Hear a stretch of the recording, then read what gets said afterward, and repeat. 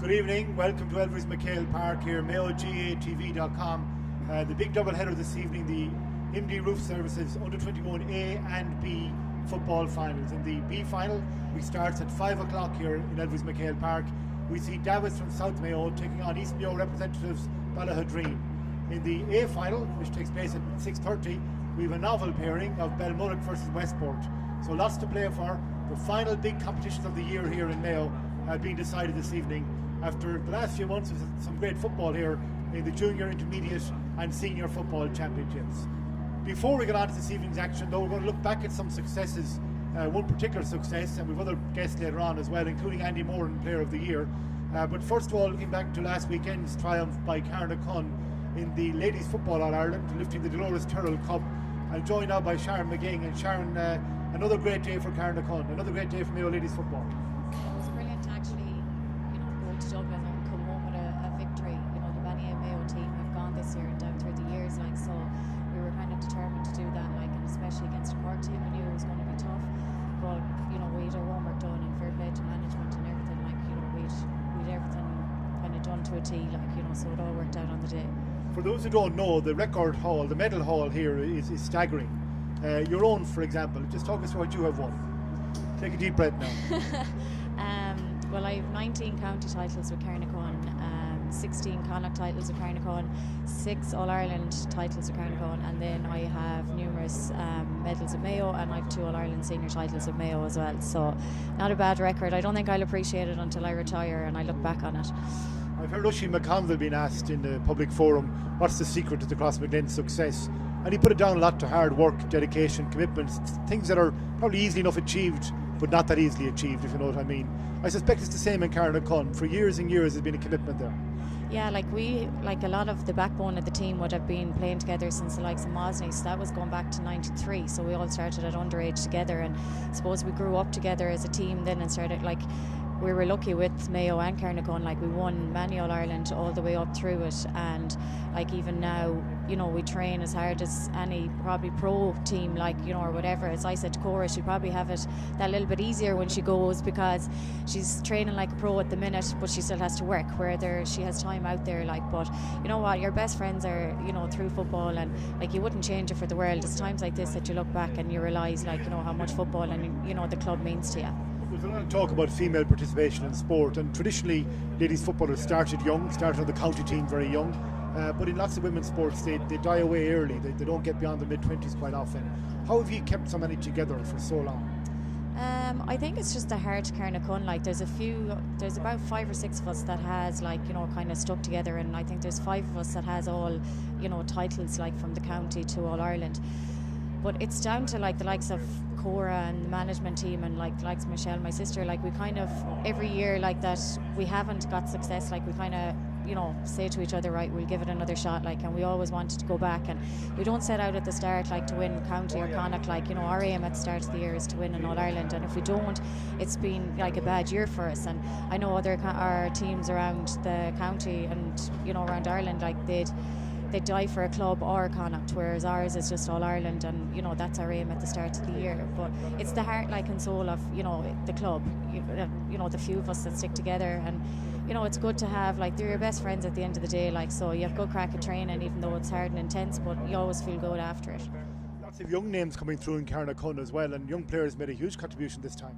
Yeah, we're very lucky actually. At the start of the year, a lot of the league games we would have been playing with maybe 13 players, and then management got on to the minor team, so the minors, I think they were a bit intimidated coming on with the likes of all us old fogies, but they done it, and their parents were behind them and supportive. And we have the likes of Louise Downing, who's only 13, and she started and had a massive role in our year all year. So that's the age we started. I know it's it's that little bit different with ladies compared to men's, but I think we started at 13, and it didn't do us any harm, and we look back now and they're taking over from us, and it's nice to see the younger players coming along now, they might let us retire in the next few years. What's your view of ladies football in Mayo overall? What kind of state do you think it's in? It's coming a lot better at the minute.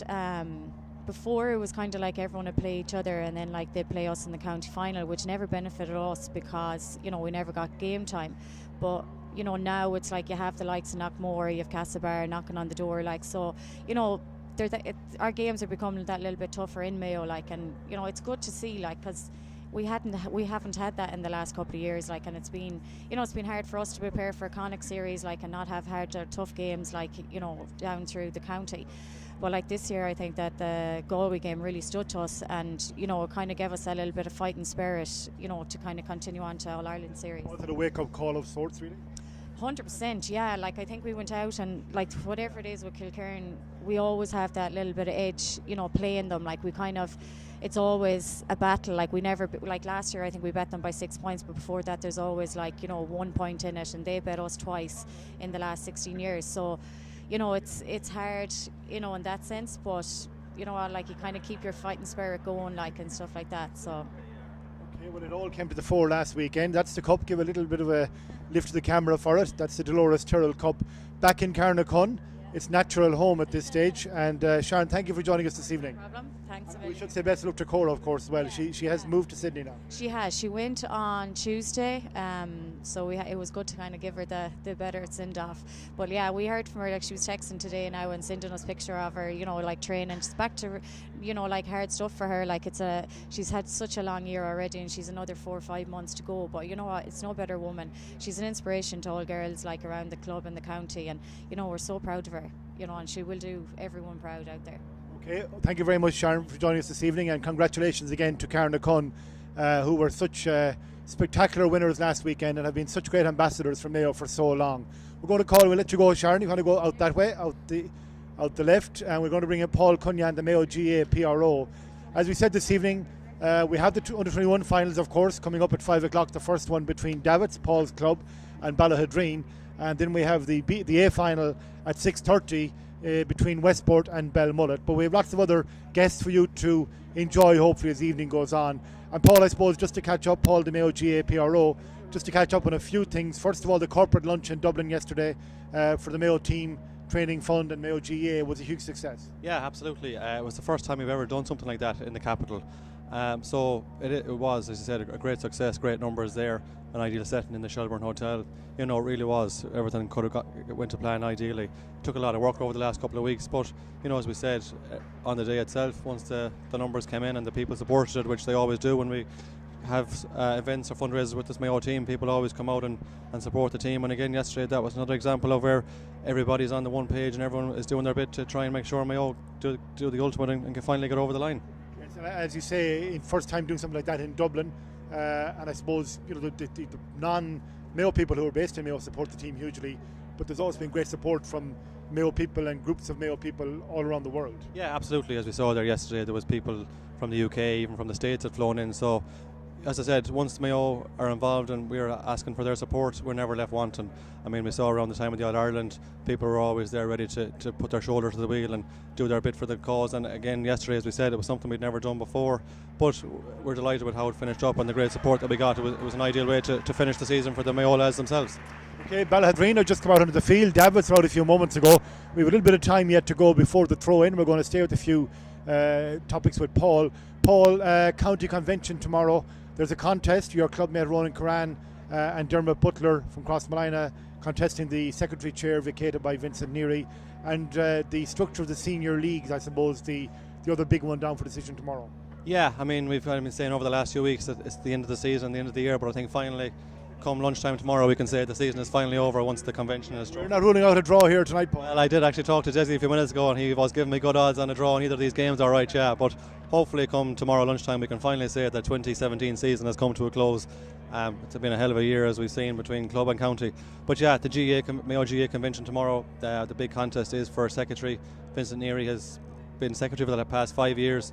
He's been involved in administration with Mayo GAA for about the past 25 years, so he's given great service, and I'm sure he'll certainly continue to help out and liaise in the background with whoever takes over. As you said, it's a contest between the current assistant secretary from Crossmolina, Dermot Butler, and Ronan Curran from Davitts, who was Davitts secretary for the last 7 years. So it's going to be an interesting contest. Both men are well able for the job, and I'm sure whoever gets the job, they'll do their best. And I know that it's going to be, you know, a tight contest tomorrow, but whoever comes out on top, we'll support them no matter what. And there are two similar motions down for restructuring of the senior league. that'll be interesting as well tomorrow. Yeah, I mean, we've seen with the 2018 season the way it's going to work out. The fixtures calendar is going to be fairly condensed, and to try and alleviate some of the pressure, we've looked and reviewed our senior leagues to see if we can improve them and tweak them, so club players do get a better run of fixtures and a bit more certainty. So there is a couple of proposals that's going to be discussed tomorrow and voted on in relation to the senior leagues, where you're going to be breaking it down to two groups of 8 across the 1A, 2A and Division 3. So it's going to be a case that there'll be plenty of debate, and I'm sure once both sides have had their say, the clubs will vote and we'll figure out what the plan will be for 2018. Okay, we're going to take a look at Davitts and Ballaghaderreen going through their warm-ups as well. We have a few more guests to bring on. We have calendars to give away. The Mayo GAA calendar, Paul. We'll give a calendar away per game. We'll announce how we're going to do it in a few moments. But the calendar, another fundraising and promotional effort by Mayo. Yeah, no more than the lunch in Dublin yesterday. A Mayo GAA calendar has been something we've been looking at, and something that's been discussed over the last couple of years, but never actually come around to fruition. So finally, this year we've been able to put something together in terms of an actual official Mayo GAA product. It's in shops since the last week or so, and we hope that it'll be an ideal stocking filler for people throughout the Christmas.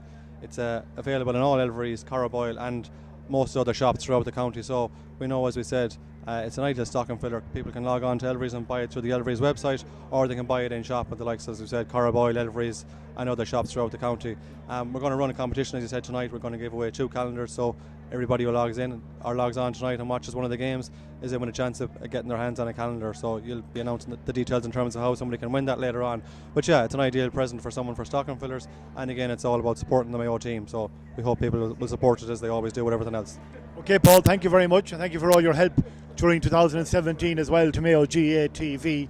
Well, on screen you see the familiar red and black of Davitts, the team who of course reached the All-Ireland Intermediate final in Croke Park a few years ago, and in fact one of the stars of that team is our match analyst and co-commentator from the Davitts side of things tonight, Ronan McNamara, who played and still plays full forward for Davitts and has played out the field of course a lot of times as well. Marking tonight the Ballaghaderreen full back Stephen Drake, conceding a bit of height to you, Ronan, but he bites at the heels a bit, doesn't he? Yeah, we've crossed paths a few times, all right. Yeah, what he lacks in height, he makes up in other ways, No better man. Yeah, okay, Stephen, you're very welcome as well. Thanks, Liam. Yeah, looking forward to tonight now. There'll be a jostle on the pitch, and there could be a jostle up here now if it gets tidy enough. So, yeah, with a bit of luck, we'll get a good game, and best team wins hopefully. As we said, we have Davitts versus Ballaghaderreen in the Under-21B final, and Ballaghaderreen of course carrying a few players who will be familiar to national viewers in terms of Under-21 All-Ireland winners. Seamus Caniff is there, Shiroz Akram is there, and Shiroz has been playing centre forward for this team. He's a player who has moved between wing back, wing forward, or half back line, half forward line at underage level with Mayo. You like to look at centre half forward, Stephen? I do, yeah. Look, I think especially at this level, I think Shiroz, at 11 is a powerful man if you can get him on enough ball. Huge pace, huge power, and he occupies and keeps the defence really, really honest. And when you're under huge pressure in games, Shiroz as an outlet at 11 is a huge man, to power ball down the wing too. So yeah. So far this year, he's been the linchpin for this team. He's the premier ball winner at 11. He's involving the 2 guys inside very well. And the link play between Shiroz and Cooper Callahan and Dara Dunn has been a huge factor in this team getting to this county final. Yeah. Indeed, yeah, there'll be a lot of interest in Shiroz. He's physically becoming a more formidable figure as well too. And for Davitts, Ronan, where do you need to get the leverage from this evening? I know you've lost 2 key players this evening in Fahy and Ronan, but you have some good players out there. Yeah, well, I suppose before there's a ball kicked at all this year, this team knew they'd be without Kieran Fahy and Jack Ronan, but as well as that, they lost influential midfielder Pádraig Mangan there in the quarter-final. I don't think he'll feature now this evening either, but like the lads who have come in, if you told them they get to a county final missing those 2 or 3 very important players, you'd be happy with that. So the lads that have come in haven't disappointed, and really, I suppose the strength of this team, having watched them, is their pace, because all the forwards are really pacey, they're direct, and you'd be hoping to use that tonight and maybe come out with a very big score at the end of the game. Okay, we're about to go out there. The aforementioned Vincent Neary is referee. He is the Mayo County Board Secretary, of course. In the very last day of office for him, he steps down tomorrow. It's a 13-a-side game. that will favour Speed Merchants, Ronan. Correct, it will, yeah. But I think Ballaghaderreen have a lot of speedy players as well. But yeah, if we can get the ball into Evan Renane inside there and Conor Kane, I'd be happy enough that they do the business once they get the ball in hand. Okay, well, we're away and off here at Elverys MacHale Park in this under-21B semi-final, and Ballaghaderreen first into the attack. A lot of these players will be new to us and to our viewers as well, so Ronan and Stephen will assist with player ID. No need for player ID in the case of Shiroz Akram, though. Shiroz won't be happy with that first effort. He was half blocked, didn't get the distance on it he wanted. Free out for Davitts. So Davitts, this is Ryan McLaughlin, part of a very speedy Davitts forward line, as Ronan has said. Niall Kearns. If you didn't know what club he was, you'd guess Davitts with a name like that. Which Kearns is he? His dad would be Peter Kearns now. Oh yeah. He wouldn't have played as much football as some of them, but part of the dynasty though, all the same. Yeah, a big football family there, the Kearnses. Yeah, still are. Yeah, indeed. So timely nudge inside by Cuba Callahan. A bit of cuteness. He just ran away from him, Stephen. Yeah, Cuba's a good lad. Cuba's a Mayo minor and under 17 this year. Shot the lights out for us in the minor championship that we won. And a real good prospect for the future. Real direct, real strong, real powerful. Got 2 goals last weekend, so enough ball into Cuba tonight. I think he can cause damage. Yep, that's Ballaghaderreen's one of their danger men, Cuba Callahan. Niall Kearns again. Shane Tracy offering the outlet. Actually, that was Carl Henley, not Niall Kearns, I should clarify. Thomas Corliss misdirected though, and the defence let it run out. Will the goalkeeper do likewise? It doesn't make it. He had no option. It didn't travel. It's a cold night here in Elverys MacHale Park, with fearsome predictions of weather later on tonight, but hopefully it'll all stay fine for the 2 games we have this evening. This MD Roof Services under-21B final between Ballaghaderreen in the white, now in attack, and Davitts in the black. Seamus Caniff, under-21 full back for Mayo, of course, All-Ireland winner. Dylan Feeney, good work by the defence. Yeah, it's a great bit of defending there by young Michael Waldron. He's tenacious, tight corner back, and I suppose 13 aside, he'll need to be that all evening long. So first blood to him. Yeah, if a corner forward gets away from you on an evening like this evening with the more scant cover at the back. Bad clearance by Davitts though, and a free. It was good work there, good interception. Yeah, well played by Dara Dunn, I think, down there. Dara's been senior with us now for the last 4 or 5 years. Of course, was on the Mayo minor panel as well. That won the All-Ireland back in 2013. So again, Dara, inside for us tonight is a real danger man, and he's actually taking the free now as well. First blood to Ballaghaderreen. Dara Dunn. 1 point to no score. A reward for hard work there by the Ballaghaderreen defence. He had control of it. Michael Waldron had done the hard work, Ronan, but they coughed it up very easily then. Yeah, it's just a bad free out there from the cornerback position. I suppose Dimitri Trench with the foul there, but he's just one gear in his forward gear, so he goes head first and everything. He might be liable to give away a free or 2. Okay, that was Luke O'Grady with the catch that has launched this Ballaghaderreen attack. It's Dylan Feeney inside, and fist pass over the bar. That's done again, I think. Dara again, yeah, but a great take by Luke O'Grady around the middle. He drove forward, didn't have to take the free kick. Pops to Cuba Callahan, as you mentioned earlier. Cuba fed Dylan Feeney, who in turn got over to Dara Dunn, and Dara is just lethal in those positions. So yeah, good start for Balla. Good start for Balla. We have we're in the 4th minute here. 2 points to no score. The Ballaghaderreen midfield pairing of Luke O'Grady, who caught that great one, and Dara Kelly, very experienced at this level. They're both senior footballers for Ballaghaderreen. And they proving a launch pad so far for Ballaghaderreen. This is the Davitts midfielder Niall Kearns. Good work there by Ballaghaderreen again. They are tackling very hard, Stephen. Great start in that regard. Yeah, really good, really intense stuff. Emmett O'Brien did superbly there. Emmett is taking a senior chance here, Liam. Yes, this is Ballaghaderreen on the attack again. That looks good. Oh, great finish. Yeah, Cuba Callahan, Liam, as we said earlier, a quality footballer. If he gets the ball one-on-one, he's very direct. Fed his man there and rifled a left foot shot below the keeper. Yeah, they are certainly penalising. We're going to have a look at that one again in the replay. And good work by Ballaghaderreen up the field.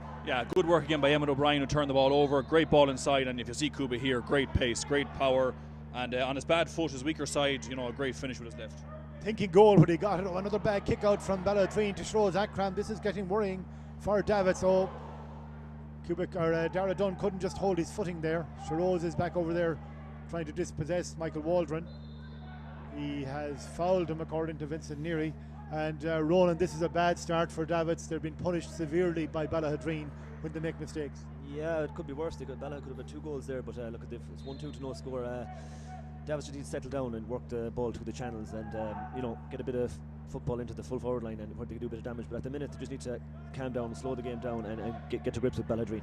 Yeah, they haven't settled yet, Davitts. They've been nervy, and their clearances out of defence have not been of the standard they would have liked. Bit of a sandwich there. Michael McGarry won't forget that one. Promising young footballer Michael McGarry. Did he play with Eastern Gales at one stage? That's a different Michael. Of course, yes. So Michael Waldron is the Davitts cornerback who's been busy so far. This is Conor Kane, the Davitts midfielder, or Davitts corner forward, kicking from the middle of the field. There's 3 Eastern Gales players, I think a 4 Eastern Gales player. That's a right good kick if it travels all the way. It just didn't make it. The Eastern Gales contingent this season because they didn't have a minor. Under 21, I think, yeah. 21, I should say. But they're a valuable asset to our lads here now because there's four very good footballers into this team, and I suppose with the lads we lost early on in the year, it's vital that we have them on board and they're playing well. Yep, this is the first effort from Davitts. It trailed wide from Conor Kane. It was a big kick. Thomas Corliss. Evan Ronayne, a prolific scorer for Davitts at all levels. Dimitri Trench. This is McGarry, who was a Mayo minor. Or no, that was, yes, it's Patrick Cajun. Evan Ronayne trying to engineer the 1-2. He gets it back from Ryan McLaughlin. Back to McLaughlin again. Carl Henley inside. Nice ball in and well taken inside. And this is better now, much better from Davitts. This is Michael McGarry. What happened there? I'm not sure what Thomas Dillon knew about that, Stephen. Yeah, well, it hit him anyway. He got a hand to it, tipped it against the bar. But yeah, Ballaghaderreen want to be careful there. Davitts just showed their class. Good ball inside. Nice ball after the onrush and half forward, and a cracking shot. Thomas Dillon got a hand to it, thankfully. Hello to Megan Crockwell, watching in Limerick this evening. Watching as Davitts trail Ballaghaderreen by 1-2 to no score in this MD Roofing Services Mayo Under-21B football final here at Elverys MacHale Park. Davitts beginning to manifest themselves now, and this looks good inside as they're going to run for Ryan McLaughlin versus Gillen. Gillen does well to come out and puts it out to safety. Beginning to cause a bit of trouble now, Ronan.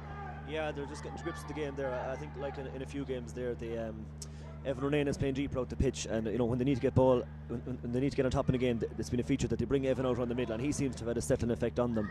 And you've Ryan McLaughlin there and Conor Kane winning ball inside now, which we hope it continues that way. Okay, thank you. That's the voice of Ronan McNamara, the long-serving Davitts player, our match analyst this evening. We're also joined by Stephen Drake, who's no longer serving, but he did serve for a long while in the Ballaghaderreen colours. And they are the 2 men in the box this evening with us on Mayo GAA TV. Aidan Morris Rowe. Oh, the solo just gets away from him, and Davitts tidying up. There's been a change in terms of possession. Certainly Davitts are doing much better now. They had a very shaky start, and Ballaghaderreen punished them. And they have withdrawn a lot of men, as Ronan says. Evan Ronayne is out the field trying to generate ball. He's leaving a little bit shy inside probably, but they have to do something to try and stem the tide that was flowing Ballaghaderreen's way. Here come Ballaghaderreen again. Shroz is making the run inside, well cut off by Michael Mangan, the Davitts captain. Shane Tracy now. Carl Henley. Better, much better from Davitts. Conor Kane, he had one shot on goal already. It tailed off. Inside is Ryan McLaughlin being fouled. He gathers. He turns, expertly taken. Good finish, Ronan. Yeah, I think it's a good switch there, bringing Evan out and putting Ryan inside there. Ryan, brilliant ball winner, and if he gets the air to space, there's no doubt he will punish. So it's been a feature of game so far that when the game is going against them, they do switch Evan and Ryan, and it seems to be working so far. The last 5 minutes, they've got to grips at Ballaghaderreen, and they seem to be on top now at the moment. Just on the 10-minute mark, 1-2 for Ballaghaderreen, 1 point. Their opening score there for Davitts. And they read the fly to this one better as well. That's Thomas Corliss who was clever about that. High ball inside. Didn't really suit the attacker there. And a good work again by Dimitri Trench. And there's a bit of a rise, a real improvement in Davitts now. Carl Henley inside towards Ryan McLaughlin again. Strong holds onto it to Shane Tracy. 2-2, I think that's Evan Ronayne. It is Evan Ronayne, and he thought about the goal, takes the point. That's 2 scores, 1-2 to 2 points. It has been settled for you, Ronan. Yeah, much better by Davitts now. It seems to be a feature of these under-21 games as well that possession does ebb and flow, and teams have periods on top. But just Davitts will have to punish now going forward while they are in possession of the football. So hopefully they keep going in that light. Yeah, 1-2 to 2 points. It's Dara Kelly.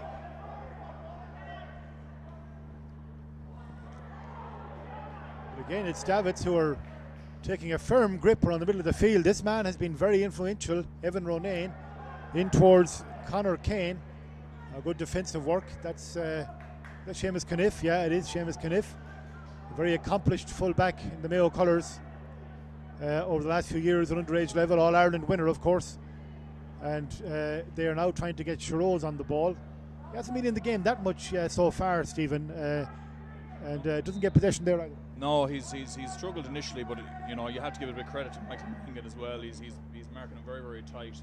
Obviously it's a ploy on Davitts' part to try and limit Shiroz' influence. So far so good from that perspective. Ballaghaderreen will continue to look because he's a real go-to man for this team. Yep. Here he is, Shiroz, but a misguided pass. It's not just coming together the last while there for Ballaghaderreen. We don't have the heat map on it, we haven't got that kind of facility yet, but territorially it's definitely been Davitts since that early Ballaghaderreen flourish. Michael McGarry, he's speedy, he's tidy, he's coming at the Ballaghaderreen defence. Oh, the kick is a bit hurried though. He probably hadn't enough momentum on that one, Ronan. He had lost a bit of puff and probably should have recycled it. Yeah, he had travelled a long way with the ball, and he just needed to hold on to it there and wait for backup to get up with him, because it was a shot to nothing really, and it dropped short, weakly short. You're a big kicker of the boot yourself, Ronan. You might have popped that one yourself. I'm prone to drop the odd one short as well, I'm afraid, now as they get older. Or you're inside to catch the ones that do drop short as well, of course, as a full forward. This is Davitts again. It has been quite a turnaround. Evan Ronayne, they're playing all the football now. Coming off the shoulder, Michael McGarry. McGarry this time the left foot. And for all the space we have in 13 aside, a lot of the forward play, Stephen, has been poor enough in terms of getting shots away. Yeah, you'd have to give credit to the 2 defences as well. Ballaghaderreen have 2 good guys inside. A chance here for Davitts. Yeah, Davitts back again. Another great block. Yeah, you're right. We must credit defenders as well, I suppose. When you're looking at 13 aside, you have this expectation it's going to be free-flowing and defenders are going to get roastings, but not this evening. No, well, look, having played cornerback at this level many years ago, it's a lonely place playing inside there. But Seamus and Conor O'Donnell for Ballaghaderreen tonight have been superb.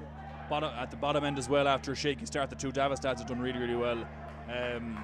So defensively, both teams have been strong after the initial going. Dean Darcy is warming up for Ballaghaderreen. We'll get Stephen to give a view on him in a moment. It looks like he's going to come on. A man went down injured a moment ago, just to our right here, and maybe he's not going to continue. This is Dara Dunn. Now, hasn't seen much of the ball in the last while, but he has been dangerous when he's got it, shows it again as well, invites the tackle, wins the free, good work. Yeah, Dara's brilliant at that. He just showed his man his shoulder, tucked inside and drew the foul. I've marked him plenty of times at training. He does that very, very well and is exceptionally good at drawing frees, and he's going to take it here again as well.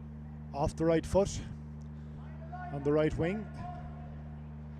He has kicked 1 free already, And this is going to drop short, but what will happen inside? Oh, bounces off a defender, comes to Callahan.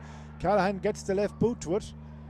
Doesn't get there though. Oh, it's well taken by Patrick Cajun. And that's a high enough tackle by Cuba Callahan. He's going to go to Vincent. Are we in black territory here? Maybe not. It's down to interpretation. You probably could look at it. It's definitely borderline, Liam, but I'd say he'd go for yellow. Yeah.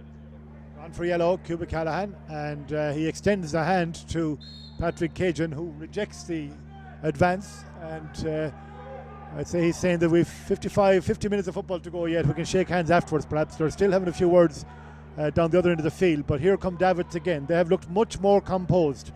Thomas Corliss putting it out onto the right wing to Shane Tracy. Tracy back to Corliss. Evan Ronayne. Ryan McLaughlin is inside and he's showing. And did he get a touch there? The defender will be happy with that. Davitts putting on further pressure, and Shamie Caniff gets it away. Ballaghaderreen have reason to be grateful, as Stephen has suggested, to their full back line of Shamie Caniff and Conor O'Donnell. And now they're coming again. And long ball towards Callahan or Akram, but again MacHale Mangan intercepts it. And it is not fluid from Ballaghaderreen now, but they do have that cushion of 1-2 to 2 points. We have a game where Davitts have come back into it. They went 1-2 to no score down early on. This is a good run by Patrick Cajun. Perhaps carried it too far. The Davitts crowd think he might have got a free. Another good intervention by Davitts. This time by Corliss. It's big Cathal Henley. Is he the heir apparent runner? Is your good say? Oh, well, we better go back to this where we look at succession stakes. Evan Ronayne. And money will be on Evan Ronayne in that situation. He's a prodigious scorer, a regular scorer for Davitts at all levels, as we said earlier on. Carl Henley doing well in the middle of the field there since the early part. He started poorly, but it's come into it. Yeah, Carl, he's a very talented young fella there. He spent a lot of this year out through injury, but I suppose just for the under-21s, he came back just in time. And the games I see now, he's been very influential so far. He's lost his midfield partner, Pádraig Mangan, but young Niall Kearns came in there with him, and it's like for like he's doing his job there so far as well.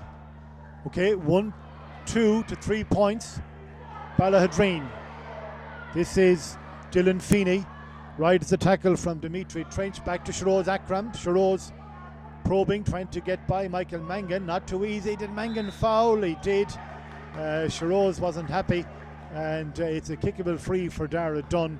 And it was good work by Shiroz. He knew what he was about there. Yeah, he did well. Shiroz in space there, going one-on-one with a defender. He's always more than likely going to come out on top.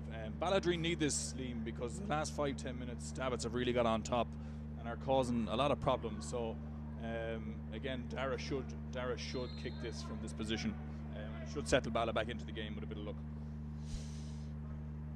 Dara Dunn for Ballaghaderreen.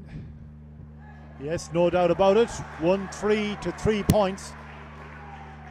18th minute of this first half here at Elverys MacHale Park, and we have a finely balanced MD Roof Services Mayo Under-21B football final. Don't forget, afterwards at 6:30 we have the A final between Belmullet and Westport, which, as we've said earlier on, is a novel pairing at Under-21 level here in Mayo, and that's a mouth-watering clash as well. Hindley goes high, breaks it down to Dimitri Trench. Trench puts it up. It's one to chase for the full back if it's in rugby, but it's not in rugby, and it finds touch. Oh, geez, even I wouldn't have thanked him for that ball, but no, the ball has stayed in. Yeah, it stayed in. Hold on a second. Yeah, there's a dispute about it, but Niall Kearns gives it to Conor Kane, and Conor Kane kicks and left and wide. So there is a lot of dispute over the ball being out. Did you think it was out, Ron? No, never. The linesman was a good position there to call it, I think. And where to go for an unbiased opinion? I'll try Stephen Dre. To be honest, I actually didn't think it went out, but the referee did blow his whistle, and I think a couple of the Ball lads stopped on that basis. So I think that's more what they were complaining about, as opposed to actually complaining about the ball going over the line. Well, nothing came of it anyway, because the ball went left and wide. It was a great chance for Davitts. A bad kick out by Thomas Dillon. It works out okay in the end, but Ryan McLaughlin nearly got his hand to it. A really good ball to Kane Phillips. Kane has 3 men inside. One of them is Shiroz Akram. He goes short though to Aidan Morrisroe. Back to Shiroz. Now he's going to go to the heart of the defence, carrying the ball through. Big hit. Was he dragged or pulled back on the ground?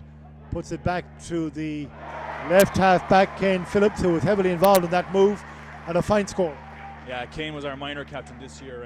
A lovely young footballer, great 2 feet, 2 good hands, and he started that move there on the middle, followed it up, got the ball back from Shiroz and kicked a great point off his bad foot, his left foot. Super score by Kane. Yeah, and we have that point again, of course. Shiroz may have been fouled. Maybe the referee played advantage, though I don't see the hand up. And lovely left-footed kick by Kane Phillips to make it 1-4 to 3 points for Davitts. And we have just over 20 minutes gone here at Elverys MacHale Park. And greetings to our friends, not in Brazil, as Paul Durkin wrote at the poem. Greetings to our friends in Chicago this evening, led by Ballaghaderreen's David Drake. More anon. Here comes Shiroz Akram. Shiroz coming straight through, gives it across to Callahan. Callahan finishes for his second goal. Yeah, just like last week, he got 2 last week. But again, you know, the influence of Shiroz Akram there, laid off a ball around the middle. Shiroz went straight at the defence, drew the corner back, popped it to Kuba, and again, with his right foot this time, buried it. Yeah, 2 goals, one from either foot. We're going to get to see that, and there it is, inside to Callahan. Deft finish, never any doubt. You flagged him earlier on as a goal scorer, and you flagged Ballaghaderreen as a goal scoring team. They've got 2 so far here in the first 21 minutes, 2-4 to 3 points. We might look at that one again at the next break in play. It was a really good finish, and that makes life much more difficult for Davitts. They had come back into it, but didn't get the scores, and they were on top. Ronan, it has to be said, they had a good patch, but didn't tack on enough, and now they've fallen prey to that goal at the far end. Yeah, after a slow start, they've settled well in there. But I mean, on top there for 10 or 12 minutes, all they scored is 3 points. Balla had 2 minutes of dominance there, and they've won 1 kicked, so it puts Balla in the driving seat. But like Davitts, the next time they get on top, they really need to punish. Yeah, we're going to look at that goal again. Actually, we'll wait in the next break and play. We'll wait until Davitts play out this attack. They need something now, Davitts. They're 2-4 to 3 adrift. That one's floated in. It looks, Thomas Gillian's going to come off his line and gather it, and does that. And Seamus Caniff is the man carrying now for Ballaghaderreen. Imposing figure. Good ball to Callahan. He's on fire now, Kuba Callahan. He really feels he can do a lot this evening. Gives it short, but well intercepted by Michael Waldron. And Davitts relieved the pressure. This is Shane Tracy. Dimitri Trench. Back to Tracy. Heavy challenge going in from Emmett O'Brien. And we'll check that goal again. So, Stephen, yes. Yeah, so, pop through to Shiroz, straight down the middle. Very, very difficult to stop. Great dish off. And a good step. Nice and composed from Kuba. Stepped onto his right and just rifled it under the keeper. Kept it nice and low. Very difficult to save from that distance. Yeah, and good work by Akram. He timed the pass well. I thought initially he might have given it a fraction early, but he knew he had full faith in Kuba picking it from there. And that's been a decisive score. Huge score because, as I said earlier, Davitts had got on top and had looked very, very strong. Maybe didn't capitalise on the scoreboard. So Balla, again, have come back into the game, got a goal and 2 points now in the last couple of minutes and seem to be in control at the moment. Yep, and Shiroz puts it across to Callahan, of course. Ranging far and wide now, Callahan gives it to his midfield colleague Dara Kelly. Kelly drops it short. Mikey Kelly in goal for Davitts, collects. And good evening to Ryan Lynch, of course. Well-known Ballaghaderreen name. He's an NUIG, too old to play, supporting Balla. As I was saying, your brother David is in Chicago this evening, tuned in with his Mayo colleagues Conor O'Shea and Evan Regan. They're over there, I think, studying tactical stuff. Yeah, gone for a nice quiet week, a training weekend as far as I believe. So they'll be exercising their arms, I'd imagine, for the next couple of days. Pint weights, I'd say. So some heads going back. Yeah, well, so far David will be happy enough. Well, David tends to always be happy enough anyway, so he'll be happy enough with the scoreline by his younger club colleagues. 2-4 to 3 points here, Ballaghaderreen. Here's Shiroz again, through the middle. Here come Ballaghadereen. Shiroz blocked. It was hopeful enough from there. Not cleared by Davitts initially. They are fouled coming out now, and they need to do something again. We were saying that earlier on, and they rallied, but the 2 goals by Ballaghaderreen, 2-4 to 3 points. Critical factors in this game. Patrick Cajun, the sub coming on, is now coming on. That's Dean Darcy coming on for Kane Phillips. Kane got the score earlier on. Do we presume that's an injury? Yes, he's coming out. Here he is, of course. Yes, he's coming off on the right now. He got the score. He picked up an injury earlier on, I think. He got the score and obviously aggravated it then. Yeah, so he went down earlier on. It looked like he tweaked a groin or something around that region. Continued on for about 5 or 6 minutes, kicked a great point. But as you said, Liam, whether kicking the score aggravated or not, but Kane is coming off now. Big loss now. Kane's playing very well. But Dean Darcy is a big unit coming on. He won't be shy of putting it about, no question. So Davitts, Cahill Henley puts it in. Oh, well taken inside. Dara's, as I said earlier, Dara's a strong man. Played senior for 3 years now. So a real leader on this team, and took that high ball very, very well. And is playing well now, really, the last 10 minutes, really influencing the game.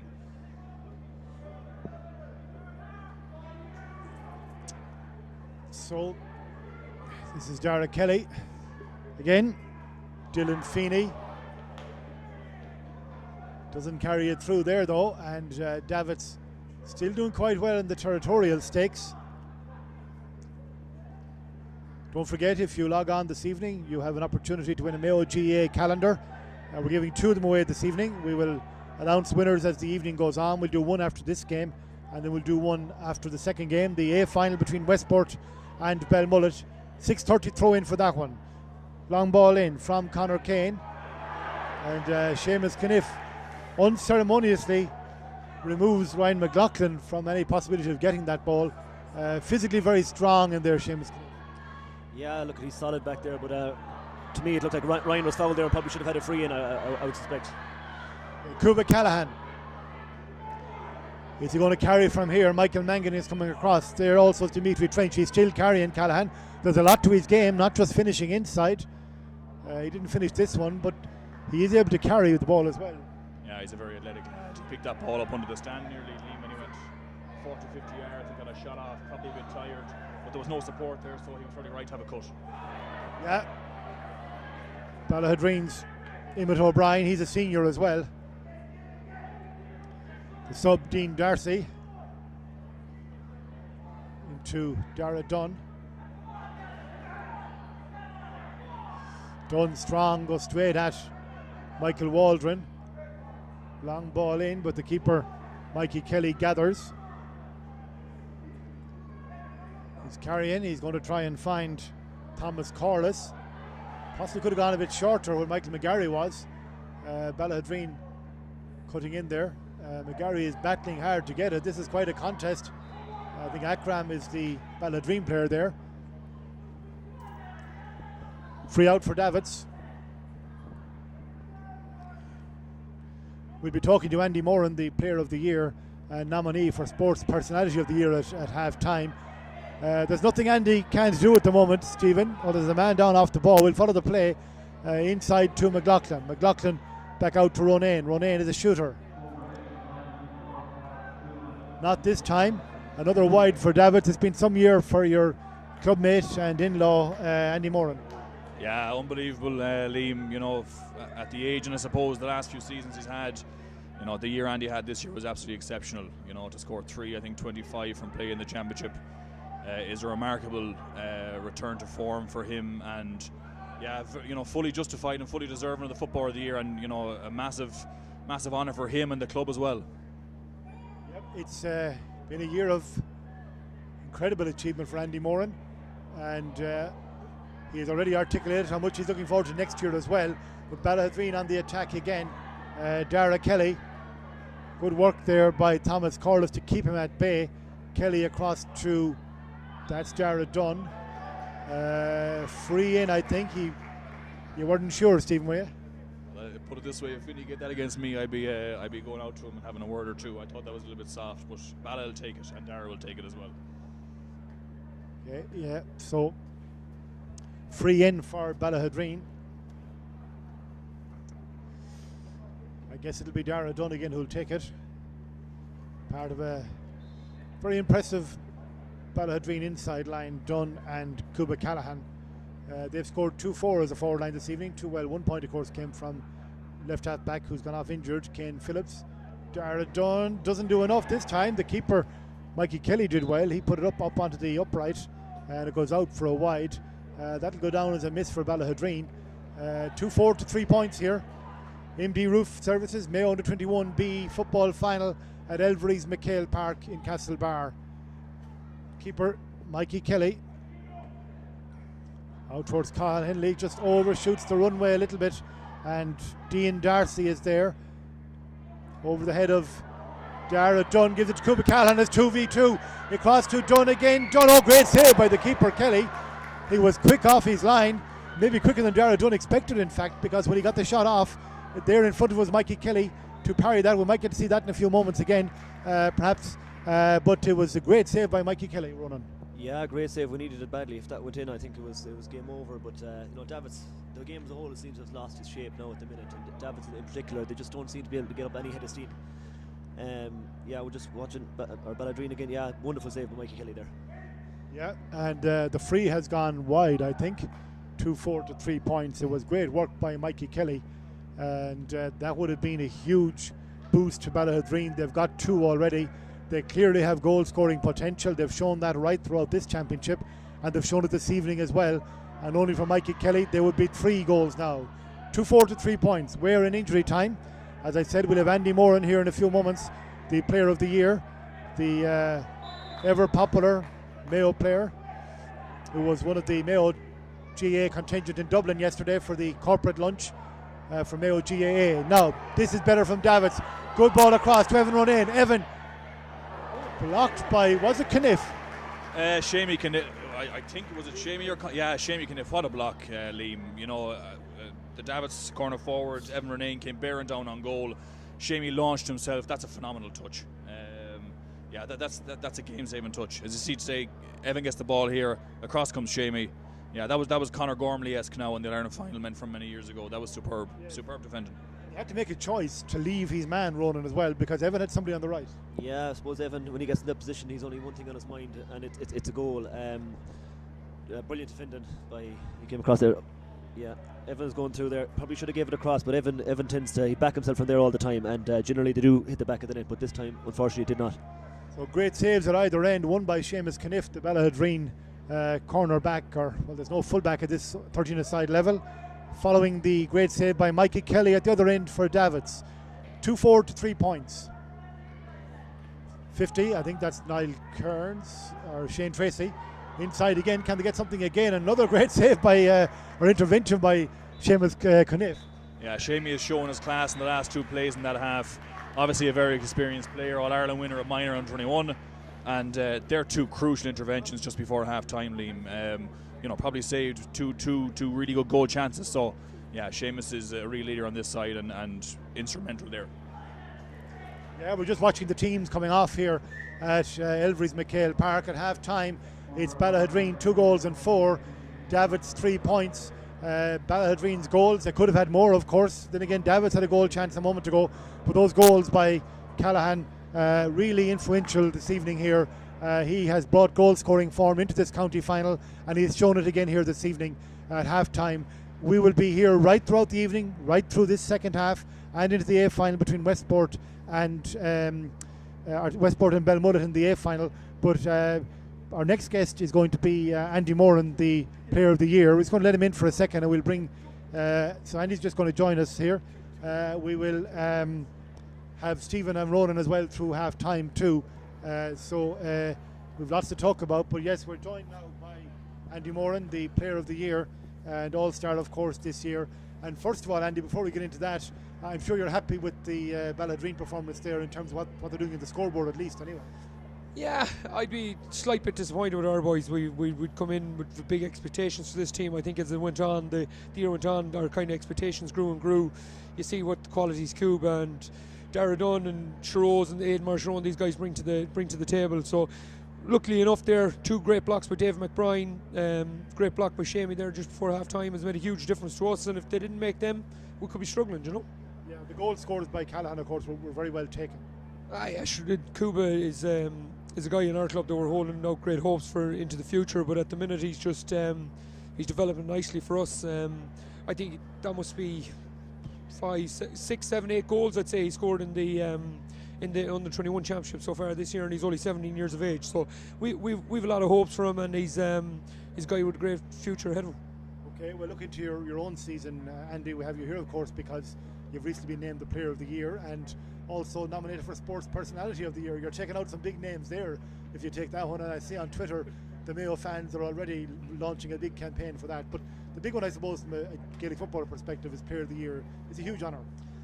Yeah, I always find it, I think if you win it as a younger age, I think it'd be more difficult, but now it's just, I see it as a reward for the team more so than anything else, and that's just not me just saying that. I think we've had such exceptional performances. Like I look at Aidan, and I've mentioned it before, was probably in pole position to win the award and went back full back for the good of the team. You look at the work Killian, Jason, Kevin and these guys do around me, and even the likes of Keelan Crowe, who's marked me here training, and one of the strongest guys we have, and it got me ready for it. So if Anton, if it's rewarded for Anton, I'd like it to be rewarded maybe for the team effort for 2017. I was the one lucky enough to go up the night of the All-Stars to pick it up, but I think if Anton, it's a team award.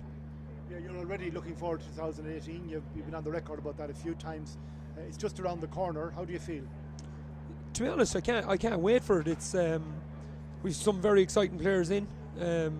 Joe, over the last couple of years, we haven't been that, I suppose, successful at mine, but some of the players we've actually produced are actually quite good, really, and I'd expect them to make a good push this year. Some of the guys we had last year who were in the development plan, the likes of Matty Rowan, James Carron, these guys, I expect to make a huge push this year. So excited for it. I think the league is going to be exciting. I think the Super 8 is going to be exciting. The most important thing about the Super 8s is getting there. Once you get there, I think everyone has got a chance. How do you think it's going to change the season next year? I mean, Mayo had a long year this year anyway in terms of games, but next year there's a guaranteed lot of games to get to a final. I think the big thing about the Super 8s is that your provincial championship, and I'm not saying we underestimated the provincial championship, absolutely not. We were bet by Galway twice, and rightly so. But I think it puts a huge emphasis on that provincial championship. Sometimes you'd have to probably peak. You would try to peak around July, August time. Now you definitely have to peak the first week of May, even before it. You have to be ready to go. So it's it's going to be huge in that regard. With regard to Super 8s, the format of it, I don't think it's going to work perfect the first year, but I think it's the idea of it is a starting point, and I think we'll develop it on from there. But I'm very happy it's come in before I suppose the doors close on my own career. I'm very happy that it comes in, and the more games you have, the happier you are. Yeah, you were at the corporate dinner for Mayo in Dublin yesterday. Signs of huge support for the Mayo team and Mayo GAA. Yeah, and I always kind of make the point, why not? Why wouldn't there be huge support? I think we've huge pride in where we're from anyway, and the team kind of gives us a sense of identity. Like, even when I finish, I'm sure the Mayo team will give me a sense of identity for years to come. So I think the Mayo supporters really feel that. Like, the travel that people did on a Friday afternoon yesterday to be with us was huge, and like I was talking to a couple of the guys today, and the energy all the players got from it was phenomenal. So it was a great day. I hope it's the first of many, and it just shows the huge kind of goodwill there is towards the team. And yes, we don't have the ultimate prize, but what we've an awful lot of good qualities, like in terms of our character, our togetherness, and I suppose the unity of purpose moving forward. So I think they're a great character. I'd say a lot of teams would love to have that, and we have it, and we'll keep fighting, I suppose, till we can't anymore. You've lost a long-time colleague in the last few weeks. Alan Dillon has retired from the inter-county scene.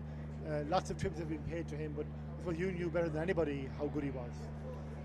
Well, Dillon was unique. I always say there's very few players that can come from that minor spectrum and come straight into a team. And like in my time, myself and Dillon, Alan came into the senior panel in the same year in 2003, and like Alan, Connor, Aidan, Killian, Jermid possibly are the only 5 players I know, maybe 1 or 2 more, that have come straight from an underage team into a senior team, and that shows. And like, it wasn't that Alan was blessed with the fastest pace in the world. It wasn't that he was blessed with 14 or 15 stone or 6'1" or something like that. He was a very unique player in terms of like his body position, how he could hold the ball, his calmness on the ball. When you're inside, when you make that run to the top of the D, which is the hardest ball to hit, like Dylan would hit that ball.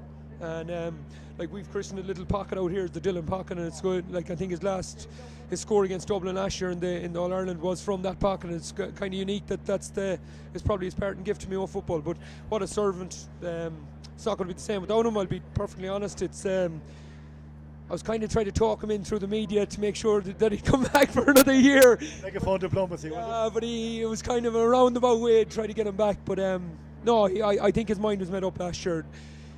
I'm very lucky, I suppose. We're similar ages, but I play inside in the full forward line. Alan played as a wing forward, and I suppose the trials of running after the likes of Lee Keegan and these guys does make it more difficult. So we had a different sort of role on the team the last couple of years, but geez, you know, if you're picking your top 6 forwards from Mayo, I'd say he'd be in 99.9% of them. You know, he's what a player. You know. What game did you remember in particular for him? I mean, the Tyrone intervention a couple of years ago, or last year, but out of the blue, he arrived in central forward as part of a tactical plan to unhinge Tyrone, and then when they thought they had him, he went off. That was an amazing cameo, wasn't it? Yeah, I'd have a funny sort of memories of Alan. Like we were under 21 and minor. Like Connor himself just carried our team. Like literally, when the ball came up front, he gave it to the boys and got out of the way, and they did the rest. And to me, he just had a unique ability in any game to kind of light it up. Like the one that really lights up for me is the 2012. I was injured in the quarter final. He was playing in the semi final. He kicks 4 from playing against Dublin. I just thought it was a remarkable performance. I think there was another one. Well, I think it was 2013 against Donegal quarter final. And I remember I was rooming with Dillo, and his calf was hanging off him. Like no human being would have played in the game. Dillo played, and I'd say he was in the top 3 for man of the match. You know, he was just that sort of fella that really would pull out every kind of. You know, he'd get any obstacle that was in his way, he'd move it, you know, to play. And he wasn't willing to give up a spot that easy. And I think the boys have got a lot of fight to try to get him out of the team. And I think a lot of younger fellas have really improved because of that, you know. Okay, Andy, well, thank you very much for joining us. At 2-4 to 3, it's not done and dusted here by any means. There's a big second half here yet for your club against Davitts. Yeah, my little girl is watching in there. I better say hello to Charlotte there. But it's a big game. I just think if we get the ball in, we get the ball into Dara, and we get the ball into Darren Kuba, I think we've a really good chance. Shiro's there when he's on the game. We hadn't scored for a long time there, and Shiro set up 1-2, you know. So anytime Shiro's on the ball, we seem to do something, you know. So it's very important to get to that. Though we struggled around the middle at times. So if we can really pull that out of the fire, I think we've good chance. I think we've the forwards to win it. But again, under 21B, 13 aside, I think it's going to be very tight. Okay, thanks very much, Andy. Andy Moran, Player of the Year. Ballaghaderreen stalwart, of course, as well as being a great Mayo player. We're going to roll through into the second half, I think. We're going to roll through with Stephen Drake and Ronan McNamara for the second half. Ballaghaderreen are out on the field, and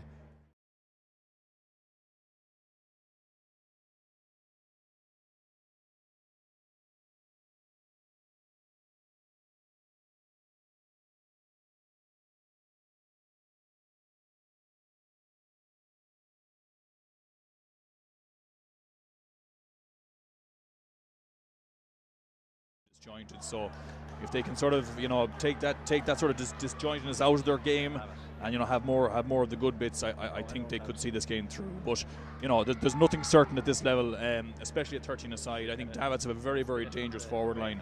I thought we defended particularly well in the first half, so our boys will need to be on it again for the second half, and hopefully they can see this game out. But as I said, 13 aside, anything can happen in a couple of minutes. Okay, well, Vincent Neary is at the middle of the field, and Ronan McNamara is alongside me again. 2-4 to 3, 7 points. Everybody does feel you have a forward line that can cause damage, Ronan, but their approach work has not been complemented by the scores you'd hope they'd get. No, at times, you know, it's been very disjointed there. You know, we've shown that we can get on top around the middle and get possession, but what we did with that, a return of 3 points for a half football is not good enough. So we'll be hoping that in this half, when we do get our period of dominance, that we can make a count on the scoreboard. Okay, well, Ballaghaderreen are the first ones to launch an attack, and it's intercepted by Davitts on this occasion, and they come from deep again. Davitts have spared nothing in the effort so far, have not always got the breaks. A long ball inside, and this time Seamus Caniff is caught for fouling. You thought he was at it earlier on Ryan McLaughlin. Yeah, he's a sticky tight cornerback there. Ryan had a period there where he won 7 or 8 balls in front of Seamus there, but Seamus seems to be getting to grips with him now, but on that occasion he fouled him, probably made up for the free he could have had there in the first half. Good chance for Davitts to open their tally at the start of the second half. And well kicked by Conor Kane, and it's 2-4 to 4 points. We will of course have representatives from Turin here later on as well. They are the Connaught Club champions, intermediate champions, after beating Ballaghaderreen of Galway, the first Mayo club to do it, and they are looking forward to an All-Ireland semi-final clash with Ballaghaderreen of Kilkenny, and that should be quite a showdown. A lot of footballs on the pitch here, whatever's happening. Stephen, I can't figure it. Can you? I don't know. The linesman threw it, kicking it there now. He doesn't look like he's paid the whole pile. Speaking of Boyle, the Mayo were 40s goalkeeper by time. Well, You'll play with him soon yourself. About 5 years, yeah. He must be right-footed then, Liam. But Thomas is ready to go here again. I thought Thomas has played very well actually. Really good young footballer. Joe Dillon's younger brother. But would have been cornered forward on our minor team, so good head on him. Joe Dillon, All-Ireland Under-21 winner in 2006. Yeah, one of the few All-Ireland winners in our club. Unfortunately, a lot of us have been on the losing side, myself included. Yeah, Joe has been a great stalwart for us for the past 14 or 15 years, and still going. Still had a good year this year too. Stay clear of injury, so he might have his brother with him now fairly shortly. Davitts again, Evan Ronayne. He seems to be operating deeper inside in this second half. I suppose it's the question Davitts faced: do they bring him out or do they put him inside? They do miss his scoring inside. Yeah, I think now with 6 points behind now, it's time to move him back inside there again. He's won the first couple of balls that have gone in. It'll be vital, but I'd like to see him take on his man a little bit more and go at him, because once Evan opens up, it's hard to catch him, and we're going to need that pace to create the goal chances to get back into the game. But look, if we get this over the bar, it's back to a 5-point game, and just keep the pressure on. Shane Tracy. No, it's not. It's Conor Kane, I should say. Kane has been the kicker and has kicked well. So it's 5 points now, as Ronan says, 2-4 to 5 points. So a good period for Davitts. Good start of the second half here at Elverys MacHale Park.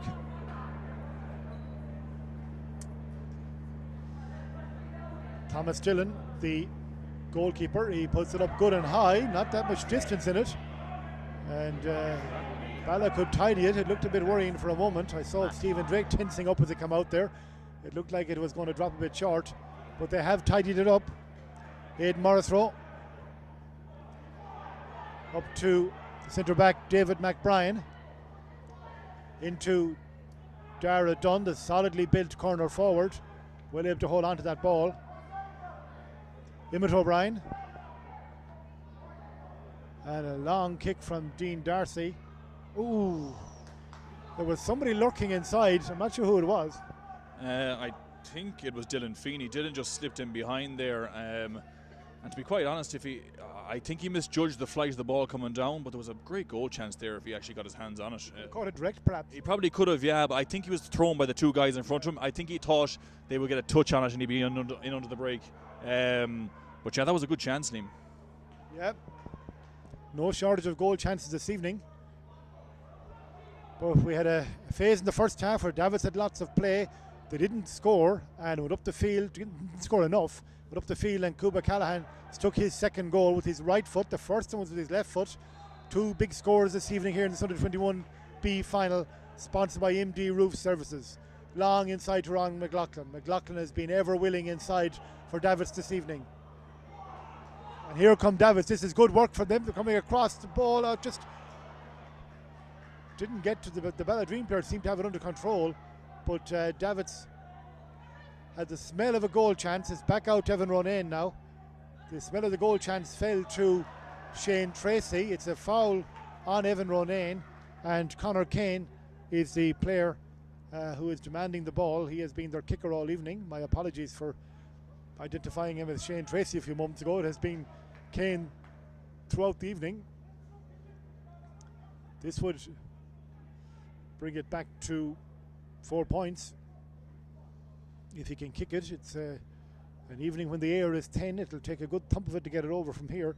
on the evening that's in it. He gets that on it. And straight and through. Very good kicking.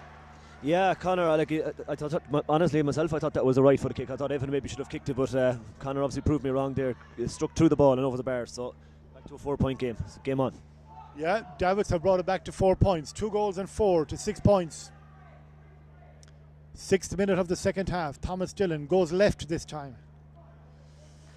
and finds David McBride. Seamus Caniff, Dublin-based student, inside to Cuba. Or is he in Galway now, Seamus Caniff? Cuba Callahan is in Galway now. Cuba Callahan. He gets it. That's a pressure-relieving score. Yeah, super play by Cuba. Again, you're looking at your go-to players, Liam. Seamus Caniff took that ball way out the field, carried it about 40-50 yards, popped it into Cuba. He went straight at his man, turned onto the right and kicked over the bar. He's been superb tonight. 2-1 from play. 40 minutes gone in the game. Great performance by a 17-year-old for us. Davitts again. Shane Tracy. Inside to Evan Ronayne. Taking on Conor O'Donnell. Good work by Ronayne. Ronan has been exhorting him to take on his man. That one goes across. I thought it was gone right and wide. The umpire is in no doubt. It's a point. And you wanted Evan to take on his man, and that was better in that regard. Yeah, that's what Evan is good at. Once he gets the ball in front, I tell him every time to go at his man, because I've seen what he does to cornerbacks, and he's pretty much unmarkable once he opens up like that. So if you can do the next time, maybe get away from his man and maybe get through and create a goal chance to keep us on top here. 2-5 to 7 points. Still that bit of a cushion for Ballaghaderreen. But there is no doubting Davitts are in this game. They have battled very hard. This is Dean Darcy, the substitute to come on for Kane Phillips. Very high. Was there a late tackle?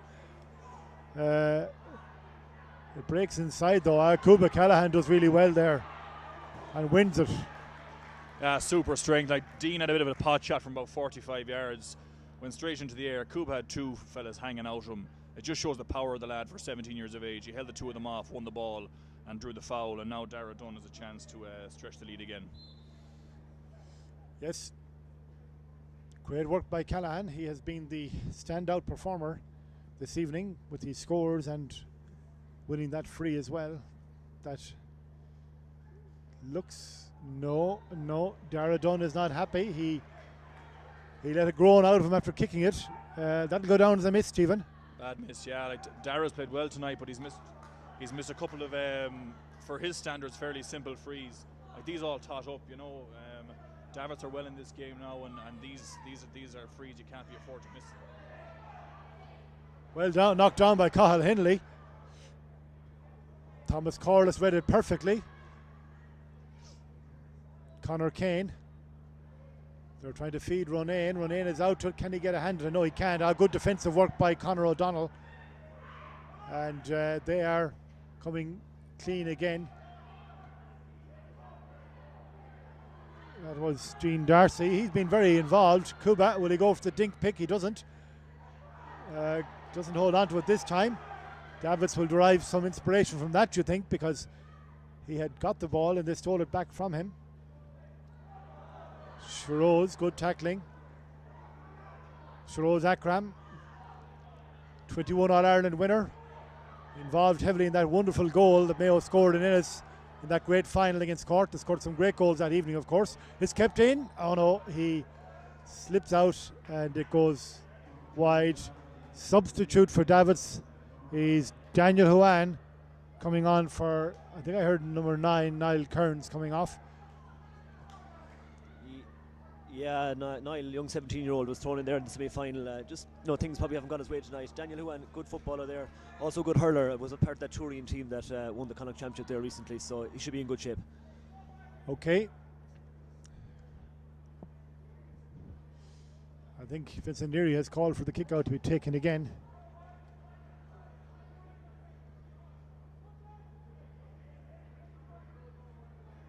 So, in the modern style, find your man with the kick out. It was very well done by Mikey Kelly, picking out Thomas Corliss.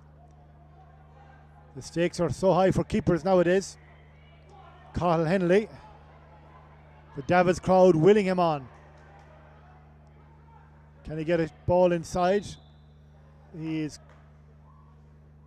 with advantage from earlier on.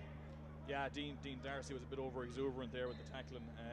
I thought it was a little bit soft, but the Davitts player lost momentum, and then Vincent brought it back. Great turnover by Shiroz there. Again, it's 2 in a row now in the last 5 minutes. Yeah, while he hasn't been sort of dominating the game, he's done a lot of very good things. He's working very hard. You know, the expectation of Shiroz is so high. You know, when he dips slightly below that, you know, people tend to notice it. But he's working extremely hard, and he's a good chance here now. Great score, Shiroz Akram. Gains ground, gets it off. Good kick. We're going to look at that one again. It was a long ball in. Yeah, you see him coming off the shoulder there. Good pass by Luke O'Grady. Look at Shiroz there. Super pace, super power, and a great finish. You know, look, that's what he can do when he's on song. Really inspirational score as well. Bala have been struggling the last few minutes, so a good one to get. 2-6 to 7 points. 12th minute of the second half. Mark for Cathal Henley.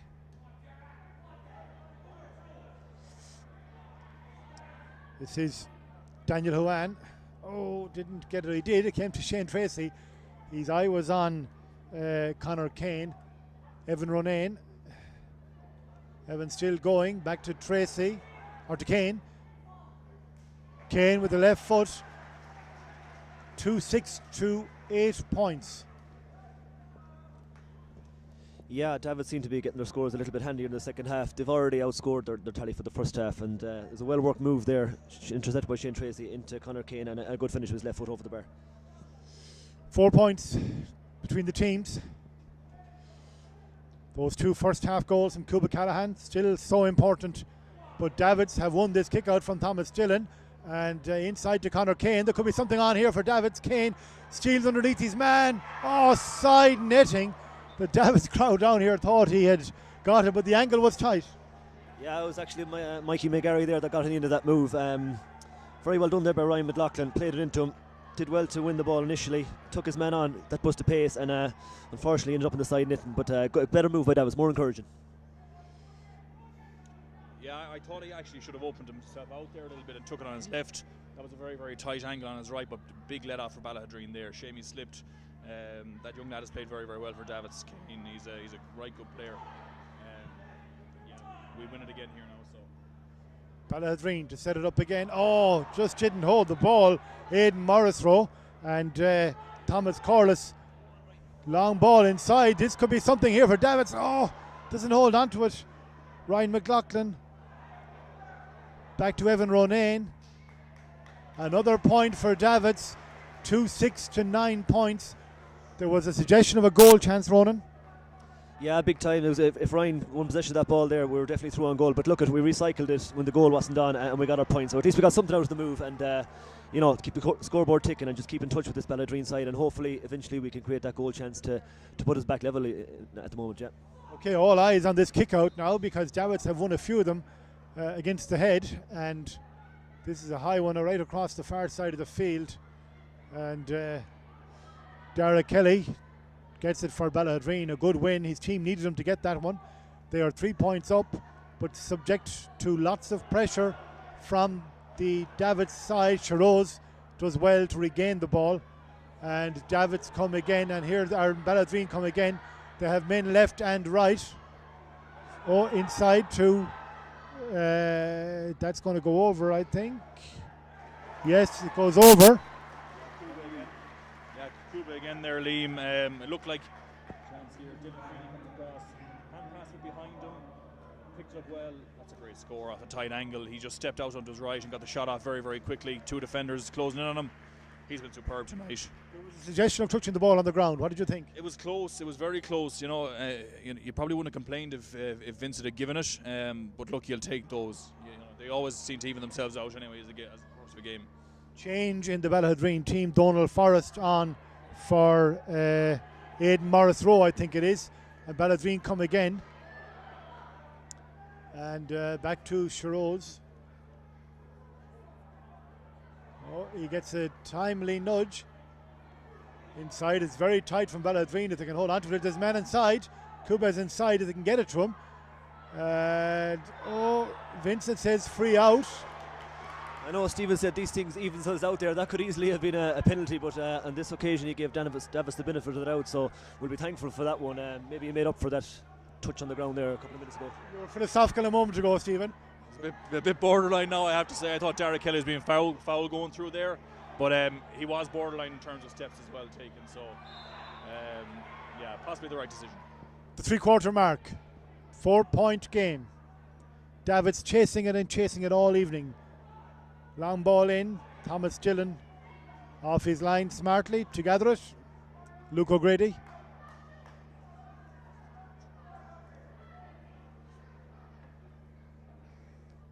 Conor O'Donnell. Good work there by the Davitts team holding them up. Dean Darcy. Shiroz Akram. Great tussle between Shiroz and Michael Mangan this evening. Back to Darcy. Now a long ball across to Cuba. Lets it run. Oh, beautiful save by Mikey Kelly. Who got the shot off? Dylan Feeney got the shot off, Liam, but the pass from Dean Darcy was absolutely superb. Great diagonal ball across. Changed the direction of the defenders were going, and yeah, Dean kicked a good point. Darcy has looked up a few times trying to get the long ball in. I know one of them didn't deliver very well for him, but listen, we'll have a look at that again. It's a great save by Kelly. I suppose that's the real talking point there. He was falling backwards when he got a hand to it. It could easily have been a goal. Great save, yeah. Great athleticism by the keeper just to get the touch and get it over the bar. And could be a big play for Davitts as the game wears on. 9-2-8, 5 points between the teams. It's exciting, and Davitts coming again. Shane Tracy. Inside to McGarry.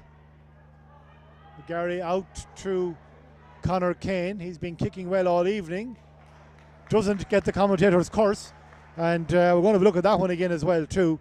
Conor Kane's point was very well taken.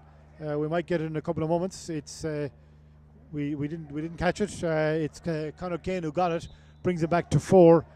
And Davitts still trying to get there. They are 4 adrift. That's the man himself. Kick out again. That Davitts do well on. They don't fully get it, do they? It's still up for debate. Dean Darcy has been very involved for Ballaghaderreen since coming on in the first half. Shiroz. Oh, Cuba didn't make the run. Probably didn't expect the fist pass, I guess. It was... Patrick Keaton anticipated that well and got out in front and has launched another good attack for Davitts now. Into McGarry.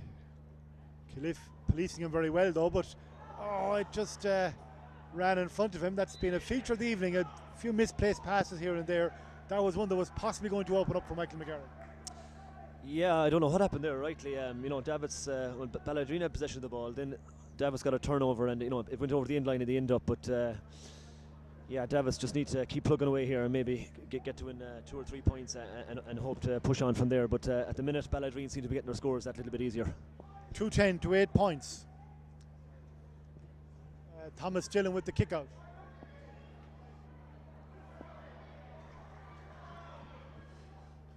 Dean Darcy, he's done his bit. This one doesn't stay in play though. Declan O'Boyle flags it for Davitts.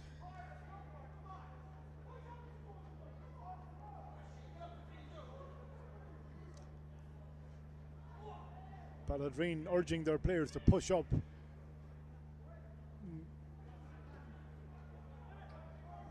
Conor Kane.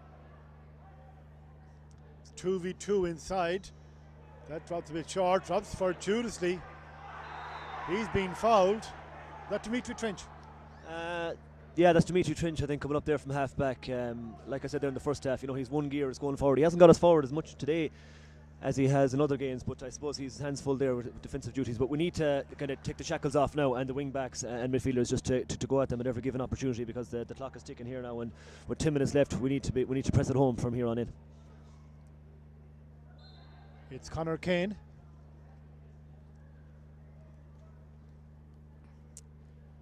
To 10 points.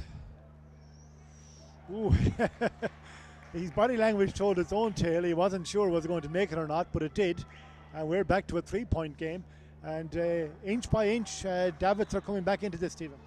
Yeah, but to be expected. They're good. They're a good side. They have a lot of good forwards. Their two inside men, Conor Kane especially, has been quite superb. I thought kicked 6 points I think so far today, and Evan Renan with 4 the other side. So if they can keep getting ball into those two guys, this game will be in the melting pot right up to the end. We have another substitution, I think. Yeah, Oaz Ali has come in, gone straight inside. Oaz is a talented young lad as well. He was on the under-21 team that got to the county final 3 years ago. Injury troubles the last few years, but he got a goal last week when he came on, so he'll be looking to get the same again. Coming off, we have, is that Cuba? It is Cuba. Cuba's injured by the looks of it. Yeah, he's limping there, so that's a huge loss for Ballaghaderreen, Liam. He's been exceptional so far. So, Oaz is a good lad though, and he's coming with fresh legs, so he can offer plenty too. Okay, well, another long ball in from Darcy. This one doesn't pay off though. The Davitts defence tidied it up. It was good work by Michael Waldron. Thomas Corliss. This is Shane Tracy. He's worked hard all evening as well. Tracy shielding the ball. Gets a free on advantage. Carl Henley is going to take it. Inside towards Michael McGarry, but it's too high, and that's going to suit Seamus Caniff all day long running. Yeah, the quality of ball in there to Davitts, it's really a lot of the ball there is favouring the defenders, and just doesn't give the forwards a chance. Should play it in front of them, nice and low, and really we're not doing that. If we did that, we'd definitely create the chances to get back into the game. Oaz Ali now, his first touch. Nice turn to Darcy. He hesitated. I don't think he realised how close the Davitts defender was. Oh, lovely pirouette by Evan Ronayne, and this could open it up for Davitts. Ronayne v Conor O'Donnell. Ronayne teasing him along. Good work by Ronayne. Gets into a shooting position, and that's one of the scores of the day. Yeah, brilliant work there by Evan. It opened up in front of him. I suppose he had travelled that far. He stops his run there. Maybe I'd be encouraging him to go at his man every opportunity he gets, and let him keep doing that for the rest of the game. A lot of twists and a lot of wriggle to get to that point, though. He had to. Conor O'Donnell was on his feet very well. Was doing well for a defender, really. But Ronayne is tricky.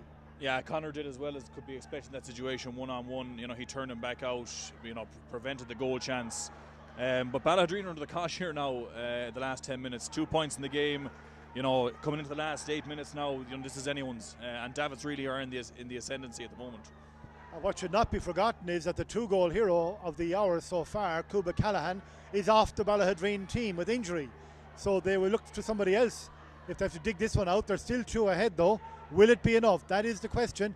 This is Oaz Ali. He's strong. He took no prisoners there. Shiroz, high tackle by Michael Waldron, and Dara Dunn takes the free. A chance for Ballaghaderreen to settle it down. It's still a big kick to land it from here though. Big kick, yeah, and Dara showed all his cuteness there. Great lad at drawing fouls. Leaned into the defender as he was winning the ball, and as you said, it's a big kick here. It's a cold night. He's about 40 yards out. If he nails this now, it'll be a huge score for us. So Dara Dunn, he goes short to Oaz Ali. Ali has got 3 balls now. He's held it each time, and he wins a free as well. He was trying to play it away to Donald Forrest, but he wins the free. He has held up his bit since coming in, Ali. He has won 3 good balls. Oaz is a good player, Liam. As I said earlier, he's been struggling with injury the last few years, but as you see there, he's a big, strong lad, well able to win his own ball. And again, Dara showed his experience there, going short, and we drew another foul, and this is a much more kickable chance. Yes, it has brought it in a bit further, and Dara Dunn makes no mistake. A pressure relieving score for Ballaghaderreen. 2 goals and 10 to 12 points.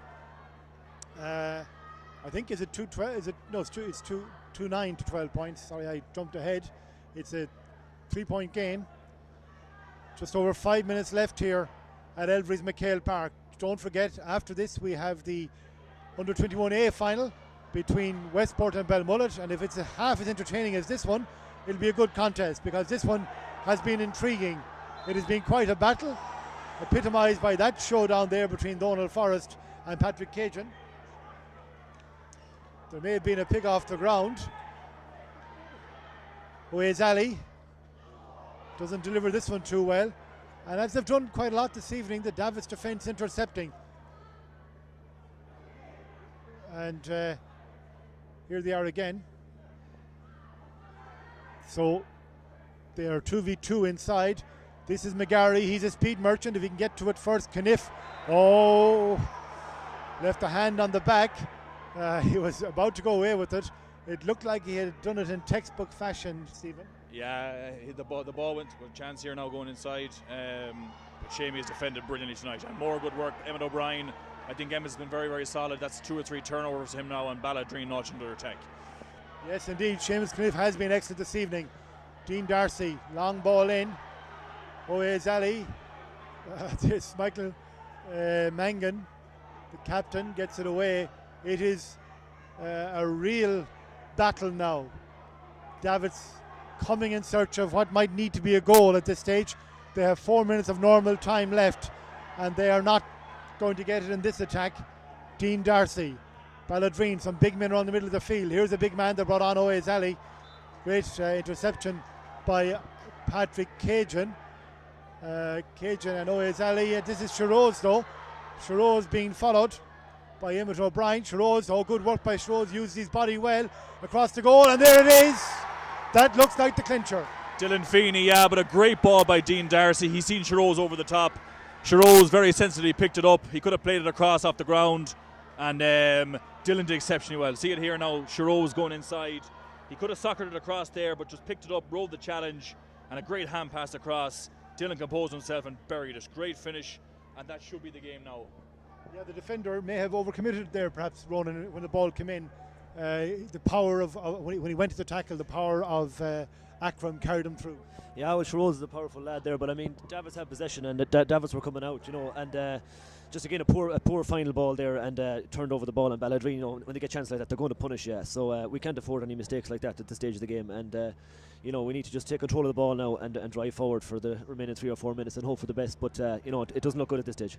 Yeah, so this was Akram, the great ball inside from Dean Darcy, as Stephen said, and there, I suppose, understandably, Dimitri Trench wanted to defend, but it gave Akram the chance to make the yard well across the goal, and Dylan Feeney finished brilliantly. So without Cuba, they get their 3rd goal, and that looks like being the decisive one. We have an injury to a Davitts player. Is it Michael Mangan, the centre back? Yeah, Micheál Mangan seems to be, his game is over there, I think, as well. We lost his brother there in the quarter final. He's not available for selection today, and himself and the 2 lads you mentioned earlier on as well, Jack Renane and Kieran Fahy, they'd be 4 massive losses to us, and we can't afford to be without players like that. But Micheál doesn't seem to want to go off. He's a hardy boy. You give him a job to do, he'll do it, but he won't want to leave the field to play, but he may have no choice, I'd say, on this occasion. Yes, indeed. The Davitts captain Micheál Mangan, a demoralising sight for them, but no complaints from Ballaghaderreen now. No, look, they're in a really good position. I feel sorry for Micheál Mangan. I think he's been exceptional tonight, Liam. He's had a great battle with Shiroz. He's given him very, very little as the game has wore on. But yeah, that's a crucial score at a really, really good time for Balla. There's only 2 or 3 minutes left, so you would think that's killed the game off at this stage.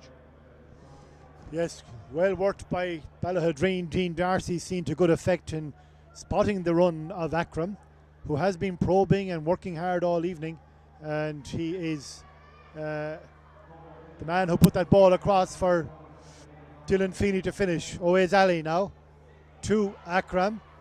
The Davitts sub is Pádraig Mangan, and it's looking like Ballaghaderreen now 3-9 to 12 points, and Dara Dunn taking it quickly to Shiroz Akram. Akram carrying it, holding it up. Ballaghaderreen in no hurry now. They know that barring a minor miracle, they're home and dry here. They are 3-9 to 12 points to good. Davitts just couldn't get that goal right throughout the game. They had lots of chances, but the goal scoring power of Ballaghaderreen proving hugely important here this evening. Oh, nice turn from Dean Darcy. Back to Oaze Ali. Donald Forrest. Ali again. Darcy. He met Pádraig Mangan, and he won't forget that. Hopefully he's not injured now. It would be an unfortunate finish for him. He's had a good second half. Yeah, Dean's been very, very good. He's still only a minor. Huge lad, Liam. He's come on and had a great influence on the game since Kane Phillips went off. Kane is a big player for us, but Dean has come in and done really, really well. Had a great pass in there for Dylan's goal. one or two shaky moments, but he's contributed handsomely now in the last in the second half especially. Yes, he's back to his feet, Dean Darcy. Dara Dunn to take the free. He didn't fancy one from here earlier on. He went short for the 1-2, scored the subsequent free after that, but the need for a point is not as great now, so he can maybe indulge himself a little bit. And that's what he does. Great finish. Yeah, as you said there, Liam, you know, the pressure was off slightly on that one, but still in an evening like this, as cold as it is, it's a great kick from about 40 yards out. So Davitts 3-10 to 12 points adrift here as we're in the dying moments of this MD Roof Services Mayo Under-21 B football final. Dean Darcy winning the kick out, getting his mark, laying it off to Oa's Ali, and this is keen attention there from Patrick Cajun. Ali wins the free, and Dara Dunn, he'll hardly go for the Morris Fitz on this, will he? He might have cut it now by the look of him. But yeah, I suppose this is a nice position to be in the last minute or two of a county final. You know, he can have a swing at this, and you know, if it goes over, great. If it doesn't, you know, there's not too much harm. Yeah, the referee having a word with a few players inside. He goes short. He set us all up a bit like Paul Flynn used to for Waterford hurlers one time, where he'd feign like he's going to go for it and then do something like that, but it didn't come to anything. He's done that twice actually done this evening, where he's made it look like he's going to go for it and goes short there. Well, Dara's a cute lad. He's a cute footballer, and if there's an opportunity to have a better shot at goal, he'll definitely take it. He's not afraid to take a little chance there. Davitts coming again, just bounces over the head of Ryan McLaughlin, and unfortunately for Davitts, there will be no redemption here. It is 3-10 to 12 points in this B final. The A final is next. We'll also be announcing shortly prize winners in our calendar. Our first prize winner in the Mayo GAA calendar. We've 2 to give out this evening. All you got to do is be a subscriber to MayoGATV.com this evening, and we also have to talk to representatives of Turin, who are the newly crowned Connacht Intermediate Hurling Champions, having beaten Ballaghaderreen of Galway. Donald Forrest came ploughing through there, and he's still ploughing through. And this is a big collision. Oh, well done by Patrick Cajun. And Dean Darcy was the one who broke it up afterwards. Would he be? Was injury a factor there? Would he be a starter? Usually, we'll follow the play. Sharose, this is where he kept the goal, set up the goal from. Sharose again against the defender Dimitri Trench, with good save by Kelly, but Akram gets there in the end anyway, and that's demoralising, Ronan. It doesn't reflect the game, in fairness. It doesn't reflect the game how Davitts. No, I suppose Davitts committed, Patrick Cajun committed to going forward there, and once the ball was turned over, Shrose was straight into the full forward line. Didn't get it at the first opportunity, reclaimed the ball, and a good finish to the net. But look, the game was really over before that goal went in anyways. Here they come again, Akram again. And he embroiders a fine evening's work with another point. And it puts 4-11 to 0-12 onto the scoreboard. And I'm sure you'd be the first to admit, Stephen, you weren't that far ahead of them. No, absolutely not. I think, Ballaghaderreen tacked on a couple of scores in the last few minutes, but that's in no reflection. In terms of the difference between these two teams, it's been fairly minimal. I think Davitts had a couple of opportunities. Had they gone the other side of the post, it could have had us in awful trouble. The one that hit the side netting as well down here. So, no, there's definitely not 13 points between these teams by any stretch of the imagination. So it's Davitts, Shane, Tracy. Tracy's still going. They're going to try and work something. Conor Kane. Another one for him. It's 4-11. That's 7 for Conor Kane in a good evening's work. 13 points in total for Davitts. And the Ballaghaderreen goal scorer, Cuba Callahan, is on the sideline alongside Kane Phillips, the minor, who impressed until he went off with injury. Got a very important point in the first half. They're ready to run onto the field to celebrate this victory we're expecting, and there it is. The final whistle from Vincent Neary. Ballaghaderreen and Mayo Under-21 P champions for 2017. For Davitts, deep disappointment. They played so well for so long, couldn't get enough scores, never stopped trying. But I suppose in the end, Ronan, the goal scoring power of Ballaghaderreen was the factor. Yeah, look, you couldn't fault the Davitts lads for effort there, and I think, a 10-point game it wasn't in the end, but Ballaghaderreen, when they got their goal chances, I think they might have missed one, but they took 4. Davitts created 4 or 5 goal chances as well, and took none. I know we'd only three scores all afternoon. Conor Kane, Evan Renane, and Ryan McLaughlin got a point as well, but the spread of scores wasn't there for Davitts, and I think and even an all-round better Ballaghaderreen team deservedly won the game. Another good boost for football in Ballaghaderreen, Stephen. Yeah, it's a big boost, Liam. I suppose there's been a very difficult month for the club with the loss of Frank Kelly recently, but this is he'll be smiling down tonight and be absolutely delighted, and it's a fitting tribute to Frank and all the work he did that the lads have put in that performance tonight and won. Okay, we've got Cuba Callahan here. We're going to have a chat with Cuba, who got the 2 first-half goals, which proved to be so important before going off injured. Good win for you this evening, Cuba. Oh, of course, yeah. We've been working, since first game. Davitts bet us, by 2 points, and after that game we kind of bucked up. We trained hard, kept going, and we got our reward today. The boys, all the hard work to put in with the managers as well. You picked up a knock, you had to come off, but you had damage done by then, and one off the left, one off the right. Yeah, well, the service in was brilliant now by the boys, and they made it easy for the inside lads to get the scores today. Goal scoring has been a feature of this team all year. Yeah, it's the way to bury teams. Goals win games, and we practice all the time in training, and it's shown in the games. We go at the teams hard, and every man links up well together, and we play as a team. Okay, well, enjoy it the evening, and thank you very much. Congratulations. Thank you. Okay, that's Cuba Callahan. He was really good this evening there for Ballaghaderreen, and we thank him for joining us so soon after the final whistle here on MayoGAA.tv.com. He's definitely one for the future, Stephen. He has that all too rare characteristic. He knows how to score. He knows how to score, and if you see him come up there, he's a big unit of a lad as well. He's about 6'1", 6'2", very direct, a lot of pace. So, yeah, we're delighted he's with us, and if we can develop him over the next couple of years, 1 or 2 of our key forwards are getting on a small bit. Barry Regan and Andy. So, producing lads like that it bodes well for the future of the club. Okay, I see Shiroz Akram on his way up here as well too. I'm not sure. I presume the cup presentation is taking place here in front of us. We'll bring up Shiroz first, and then we will flick back down to hopefully get the cup presentation. Yes, the cup presentation is taking place. Same as Tuhi, the vice chairman of Mayo GAA board. The Ballaghaderreen players making their way up. We're just going to grab Shiroz for a second here. And Shiroz, it wasn't all your own way. You won well on the scoreboard in the end, but you had to work hard, particularly in the second half, to break Davitts. Definitely, yeah. The first half, even majority of the second half, it was tit for tat. We were getting the score, they were going back up getting the score. But luckily now we pulled away in the end. Comfortable win in the end, but that wasn't the case out there. Like all of our boys know it and they know it. It was close to that scoreboard out there shows it.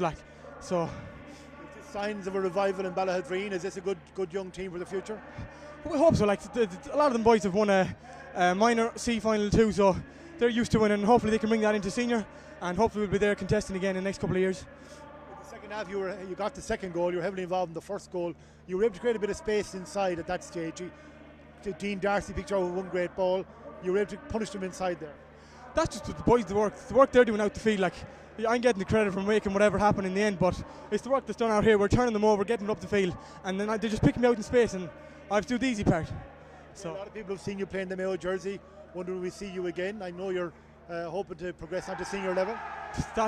All I can do is hope for the best, keep playing football, and hopefully you never know someday. Okay, I'm not sure who your captain is because it's not listed. Number 4. Seamus Caniff, yeah, he's just got the cup, and we're hoping to. Shiroz, thank you very much. No problem. Thanks a million. Thank you, sir. Okay, that's Shiroz Akram. The cup has just been presented to Seamus Caniff down in front of us here, and we don't have a great shot of that from here, unfortunately. So we will hopefully get Seamus up in a couple of moments as well. We don't have a great shot of it here though, so we'll stay with. We'll get some of the crowd shots from here, all right. But Seamus Caniff, the captain, he had a great game this evening.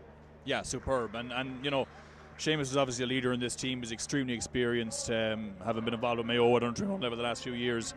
But that's what you expect from these big guys. You're relying on them to perform in these days. And Seamus as captain and as the leader of the team, led from the back.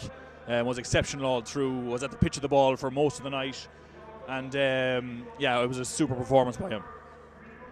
Yeah, well, there they are down there. We did have a Facebook Live feed for a moment, but we had a faltering battery, unfortunately, which took us out there. We will hope to have Facebook Live on the second final presentation if we don't have a draw. The Davitts players out on the field, Ronan, they'll be disappointed. They had a chance to win it, I suppose. Overall, Ballaghaderreen had a bit more, but they're probably most disappointed that the scoreline ended up being as it was. But lots of good talent there, lots of good defensive work, I thought, right through the game, intercepting the Ballaghaderreen attacks. Yeah, look, it was a formidable Ballaghaderreen outfit they were facing there. I suppose in the end 4-11 is a great return for any team in any game. But look, there's a lot of good younger lads out there. I mean, the future is bright. They're football mad group of lads, and they're going to go on and play senior for the club. So, I mean, I wouldn't hold any worries in that respect. Would it be nice to win an under-21 title? Of course it would. But I mean, at the start of the year, before they kicked the ball at all, two of their leaders were put out for the year, and they lost influential midfielder then Pádraig Mangan in a quarter final. And just, I suppose, it's a small squad and that kind of thing, and when you have 3 or 4 of your best players not available, it really, your backs are against the wall. But look, they gave us a great year, some great days out, and they'll all be back wearing the black and red before too long again. Okay, we've just got the end of Seamus Caniff's speech. To see you all in Balla, a variation and see you all in coppers, I suppose, but you have your own coppers over there. Yeah, I'm sure the castle will get hit tonight. But yeah, it's great to see. It's great to see, young lads at that age, experiencing a county final and being on the winning side. It gives you a great confidence. From having been there, it gives you great confidence for the future going forward. Winning is a great habit, and there's several of that team who've already played senior. And you look on the evidence of tonight, with the ability that's there, you'd hope another clutch of them could come forward now in the next year or two and sort of get us back up towards the upper echelons, because it's been acquired for a few years from our perspective from the senior team side. Okay, and we have just got the Ballaghaderreen. I think I've seen David Kinney coming through here as well too.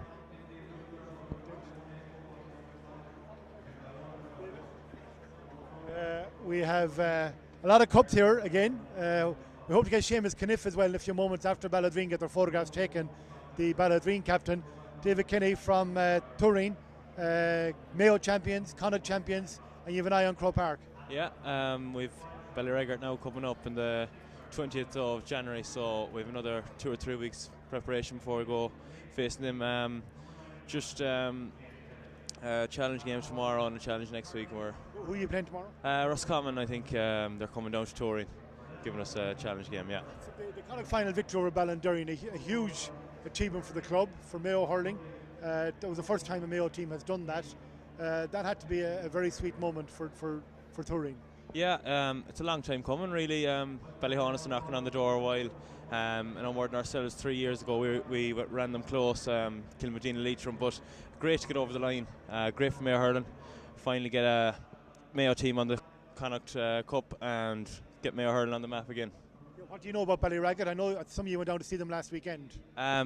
The management went down. We had training, I think, at the same time, so we didn't get a chance to go down. But we know they're a good side. They have a good centre forward, Kelly. He's in with the Kilkenny champions. Seems to do a lot of scoring for them.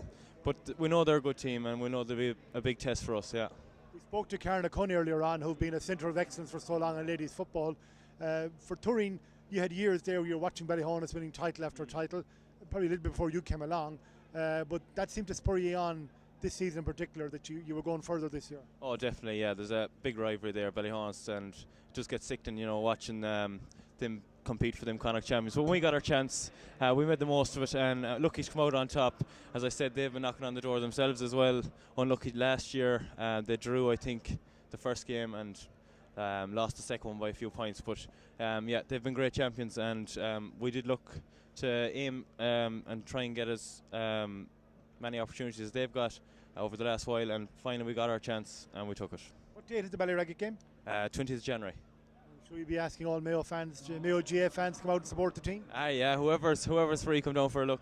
But we know with our home crowd, the usuals will always travel, come down and see us. We don't know a venue yet, but there's talk about getting it maybe double header with the Glavies game. That's the talk at the minute. I'm not too sure what's going to happen, but that'll be a nice one. So over on the Mayo Roscommon board, there'll be a unity of purpose. Yeah, exactly. Could Not always there, that unity of purpose between Mayo and Roscommon. No. Went to school with a good few of the Glavies boys though, so hopefully they do well as well. Okay, show us the Connacht Cup in particular. It's the first time it's been in Mayo. That's the Connacht one here, this one. And of course the Mayo Cup as well too. But this is the new thing. This has never been here before.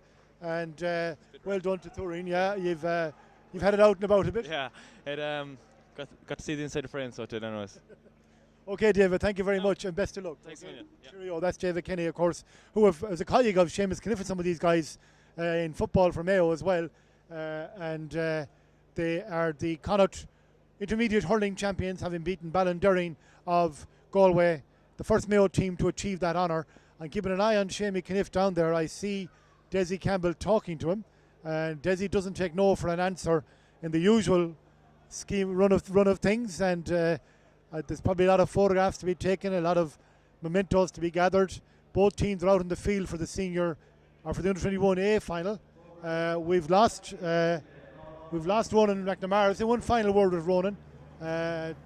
Thank you for joining us this evening, Ronan, and hopefully you'll be able to perk up those Davitts lads. Yeah, look, they'll be distraught after that. Okay, they were here then. I suppose they fully expected to win it, but it wasn't to be on the evening. Look, they left nothing behind them on effort, which really is all you can ask. And it's a fine Ballaghaderreen team they met, and they're up against a better team on the evening. But look, they'll be back, and they'll keep their heads up and move on. Okay, thank you, Ronan. We're just going to get the last bits of the our on the Vian. Westport out on the field in their distinctive navy. We saw so much of them last year, All Ireland Intermediate champions in Croke Park on that memorable day when they defeated Cullum Kills of Westport. And on the right, Belmullet with Owen O'Donoghue and Gary Boylan in their ranks.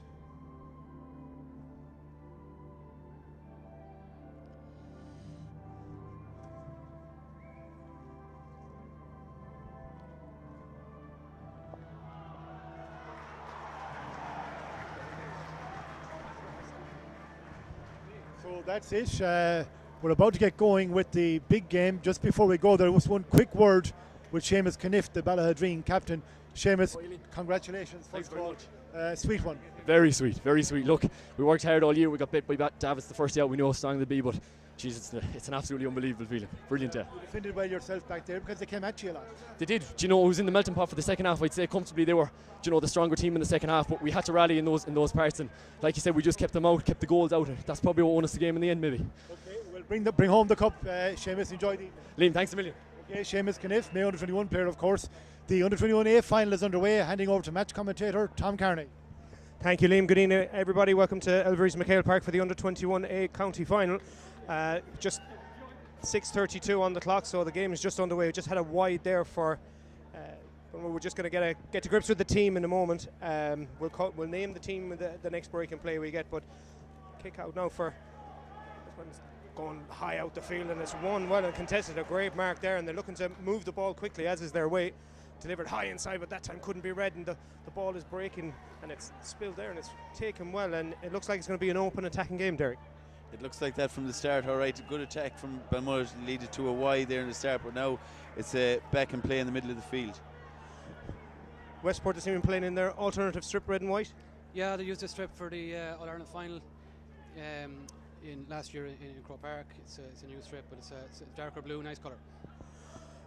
So turned over well, and it's trying to win the ball back again, and it's won well there, and it's very sloppy at the moment as the teams are getting to grips with conditions. As we said, it's a fine evening here in Elverys MacHale Park, and that's a fantastic run being made there by Ryan O'Donoghue, the centre forward wearing 11. He crosses into the forward. He's tackled slightly high there by Owen McLaughlin, and the referee calls it a free, but I don't think it'll be anything more than that, and it was maybe just slightly high. Maybe it was a slightly fallen as he took the pull, but it's a free in about 30 metres out, and it's well within kicking distance. Looking at the flags here in MacHale Park, there's very little breeze this evening. It's cold. It's about 2 degrees, so everybody's wearing the woolly hats and the gloves at the moment. So opportunity for Michael Caine to get on the score sheet, get the first score of this game. Steps up, right-footed, and that's over the Blacksport, and that's the first score for Belmullet. And you have to say there was a well-struck free. Yeah, Michael Caine struck that well. He copies the style of Killian O'Connor, so he's been practicing a lot. And no better man to be copying, and it's gone long out the field again. That time it breaks well, and it's won well by Killian Kilkelly. So it's a free in the middle of the field as he was fouled as he was going down for the ball. Killian with the ball in his hand, delivered it early into the full forward line. Won there by Colin Moran.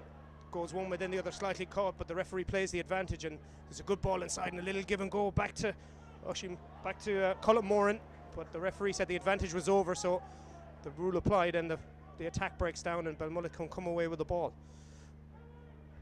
Exchanging of hand passes there between Owen O'Donoghue and Mikey Barrett. Belmullet build again on the way up, and hand pass there to Kieran Conway. Conway crosses the field over to midfielder to Owen Healy. Healy trying to get away, gives it to Ryan O'Donoghue, but that's another foul again, and it's number 7 again. That's Owen McLaughlin, and it looks like it's going to be a free this time, but 2 harsh tackles there. That was Fionn McDonough actually, so it's he may not be in the same trouble as Owen would be if he repeated the offence. So his 7 was standing there. He protested his innocence, but it was two frees on the same player. Yeah, Ryan is going to cause trouble. He's started well here. He's low trajectory to the ground, and they're finding it hard to mark him at the moment. Fionn McDonough looks like he's going back to play a sweeper for Westport in this opening half. Well, he'd play around the middle. He's picked up a yellow card there early now, so he'll have to mind himself for the rest of the game. But Fionn will play around the middle of the pitch. So it's going to be another free just on the 45, and this one is going to be taken by Gary Boylan, dead straight in front of the black spot. So he's going to take it out of the hand and have a go from range. Steps inside the 45, buys a few yards, but that's going to fall short, and there's 2 hands going for it, and it ends up in the back of the net. The goalkeeper and the defender both went for it, but it nipped in between. I think it was the captain, was it? Or Colin Barrett went inside. We can see the replay. As the free was taken, it was hit in long, and it was followed in, and a good fist on the ball by Colin Barrett, and it's a goal and a point for Belmullet in the opening 4 minutes of this game. And Westport now really need to get possession of the ball, as they've only had 1 attack in this opening game. So it's a sideline ball here for Westport, just on the 45, ball in hand of Oisin McLaughlin, but the referee is going to have a word with the linesman just to see what was going on.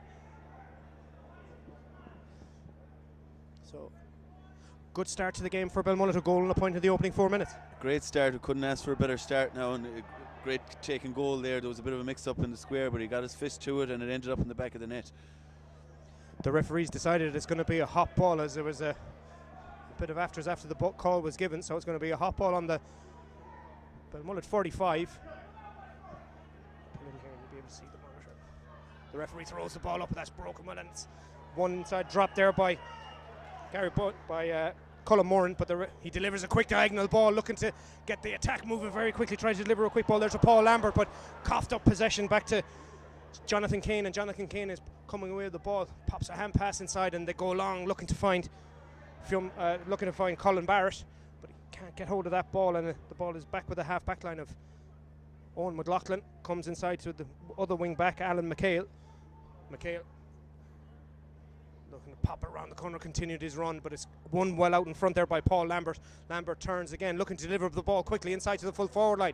Taken well, a ton on the spur, takes a dummy, sells it round, lays it off around the corner, but it's going to just drop short, and Scott Kilker couldn't prevented it from going over for a 45. Won it well, but there's a dangerous hand pass there, and at the ball it could be turned over in their own half-back line, as Westport are trying to get a bit of attacking momentum. Alan MacHale almost turning the ball over there, and Belmullet are having to work very hard to get out of their own defence, and that's a great break made by the fullback Owen O'Donoghue.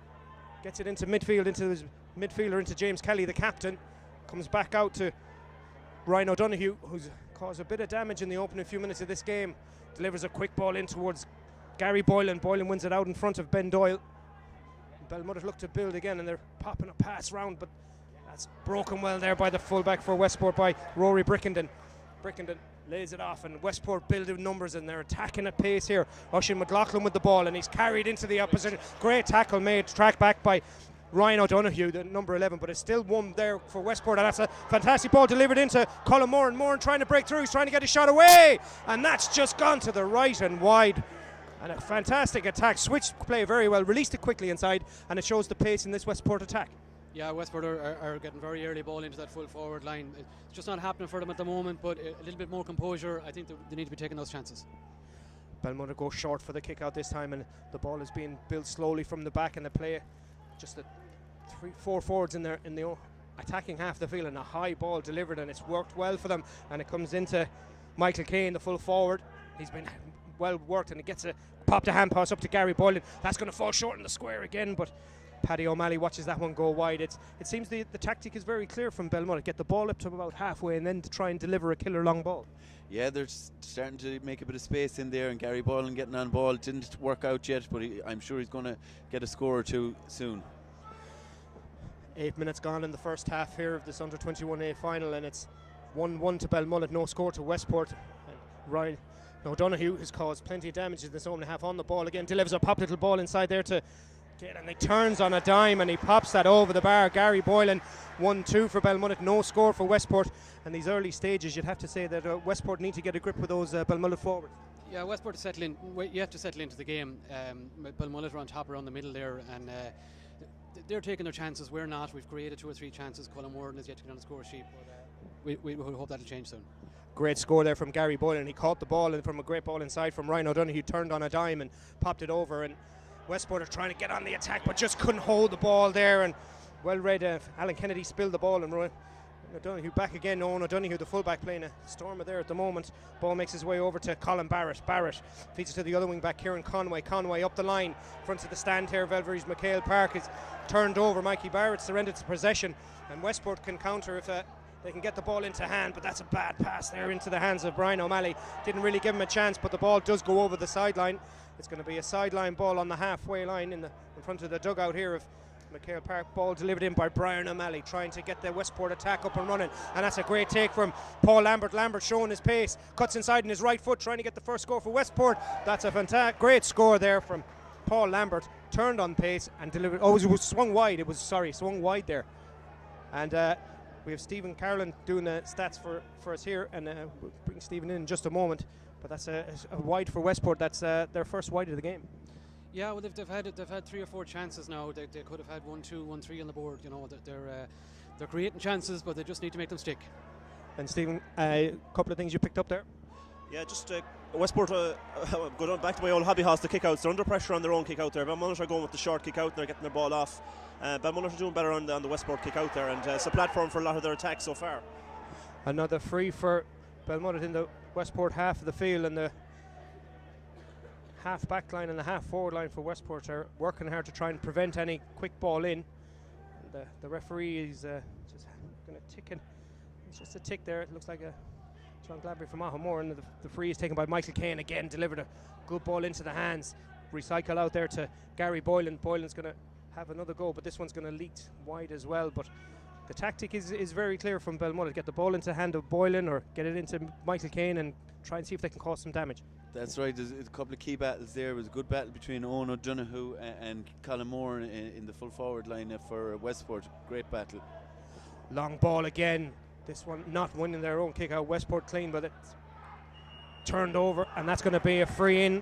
Ball won by James Kelly, the captain for Belmullet, but this time Michael Kane couldn't keep the ball, but Kelly kept going, dives on the ball almost rugby style, but keeps the ball in hand, trying to pop it up, but spills possession. It's touched on the ground, so it's going to be a free in, but it was could have gone either way, that call, but it goes in the favour of Belmullet, so it's going to be a free in right in front of the posts. So another scoring opportunity as we have just over 11 minutes gone in the first half. 1-2 Belmullet, no score for Westport. As you mentioned, Westport could have had 2 or 3 scores at this stage, but they just need to get a score on the board just to settle them down, get a bit of confidence. Exactly, yeah. I think they just need to settle down a bit, just to a bit of composure on the ball, to retain possession for a period and just create a simple chance or two, just to get them started. The physio's on here just to administer a little bit of TLC. I'm sure it's nothing too serious, but James Kelly, the midfielder and the captain of this team, I'm sure you wouldn't want to lose him for any reason, and I'd say he wouldn't want to come off. I don't think he'd come off unless he broke a leg or something now, but Michael Kane is about to take this free again, so hopefully it'll be another point on the board for Belmullet, and it's a great start. One. Kane steps up right-footed in that Killian O'Connor-esque style of his, as we said, and that's another score over the bar. 1-3 Belmullet, no score Westport. We have just coming up to 12 minutes gone in the first half, and the Westport forwards, as we said, just need to maybe steady up in possession of the ball, but To be fair, the Belmullet defenders are harrying and parrying, so it's another long kick out, going long, trying to win it there, but goes over the head, but it's won well there by Killian Kilkenny. Pops a little hand pass inside to Oisin McLaughlin. McLaughlin has his jersey pulled there by Conan Barrett. It'll be interesting to see what the referee decides when he brings that back. So it is a free. It's going to be a free from where he got forward, and he was trying to get away there on use the afterburners, Oisin McLaughlin, and he has plenty of pace about him. He's huge pace, yeah, he's very, very dangerous. Got a brilliant goal in the semi-final against Claremorris, where he ran through from the middle of the field and buried it in the bottom corner. So Belmullet will be very aware of that, and they'll be reluctant to let him go. Alan Kennedy with the ball in hand just on the 21. Opportunity to get Westport on the board. And he strikes that over, and that's over the bar, and that's the first score for Westport, coming up to 13 minutes gone in the first half here at Elverys MacHale Park. Belmullet 1-3, Westport 1 point, and hopefully that'll be something for Westport to build on. Kilker long again. 4 Belmullet players around that ball just to make sure that they can win the break. And it's going to be a free out. Paddy Costello fouled on the 45. Kicks it sideways across to Owen Healy. Healy plays it hands inside, pops it to Colin Barrett. Barrett to Kieran Conway. Conway comes in field, being chased down by 1 or 2, but can't get a hand on him at the moment. But tracking back there well for him is Oisin McLaughlin, but he's drawn the foul, so it's going to be a free on his opposite number. Kelly quickly delivers the ball inside again, and as we said, it seems to be the tactic very early for Belmullet is to get the ball in hand and just deliver that inside if they can. So it's another free in front of the post, and I'm sure the Westport management won't be too happy with the frees they're given within scoring range for Belmullet in the opening half of this game. No, and in fairness, some of them seem to be of the soft variety. A 50-50 challenge or a defender and a forward going for the ball, and even like this, there's going to be slips and sliding. So Belmullet are getting the tight calls at this stage. Everything going their way, but hopefully in the next 5 or 10 minutes now before half time, the Westport will settle into the game and push on, get another couple of scores, and just get the ball rolling, as well as says. Kane in ball in hand again, similar position to the last one. Swings the boot. That's over the black spot, clinical at the moment, Michael Kane, and that's 1-4 Belmullet, 1-1 Westport. We have 14 and a half minutes gone, and you have to be pleased with the opening 14 minutes of this game. Very pleased now. Forwards getting space and getting their frees and converting them. It's great. Ball go long again, but this time it goes over the sideline, and it's going to be a sideline ball in front of the tunnel of the stand here. Just waiting on the ball. It's as we said, it's quite a cold evening here at Elverys MacHale Park. There's what little breeze there is seems to be just blowing across the pitch, so the linesman indicates where he wants it taken from. Kieran Conway to Ryan O'Donoghue. O'Donoghue again looking for that early ball inside, but that's spilled by the defender, and it gets its way into the hands of Gary Boylan. Boylan gets it onto his left foot, and he's going to have another dig at it, but that's another wide. That's Boylan's second consecutive wide in possession, and if this game is going to kick into life at some point, those wides could be costly later on. Could be very costly, but he's taken 1 out of 3, so I suppose the conversion rate is not too bad at the moment, but he just wants to steady up and take a bit more. He has more time if he wanted to take it, Paddy O'Malley drives it long again towards midfield, but that's gone over the heads, and Belmullet will sweep that up and try to build again from the back, and the pressure is applied very well there by Owen McLaughlin, but again that ball is delivered quickly and fast, and there's a slip there from Michael Brady, and a great pick up on the fly, and the Belmullet can come in on the attacking, but that's well intercepted. Great covering back there. It looked like it was Oisin McLaughlin, the wing back protecting the house, and he read that interception well and trying to get Westport on the attack. Gets it ball up to Paul Lambert. Lambert again trying to get away from his marker, and that's Marty Boylan drawing the foul again. As we said before, Lambert is one of the influences of this team, and they're trying to get him on the ball as much as they can, but the Belmullet defence is standing firm at the moment, and the ball falls to Mikey Barrett.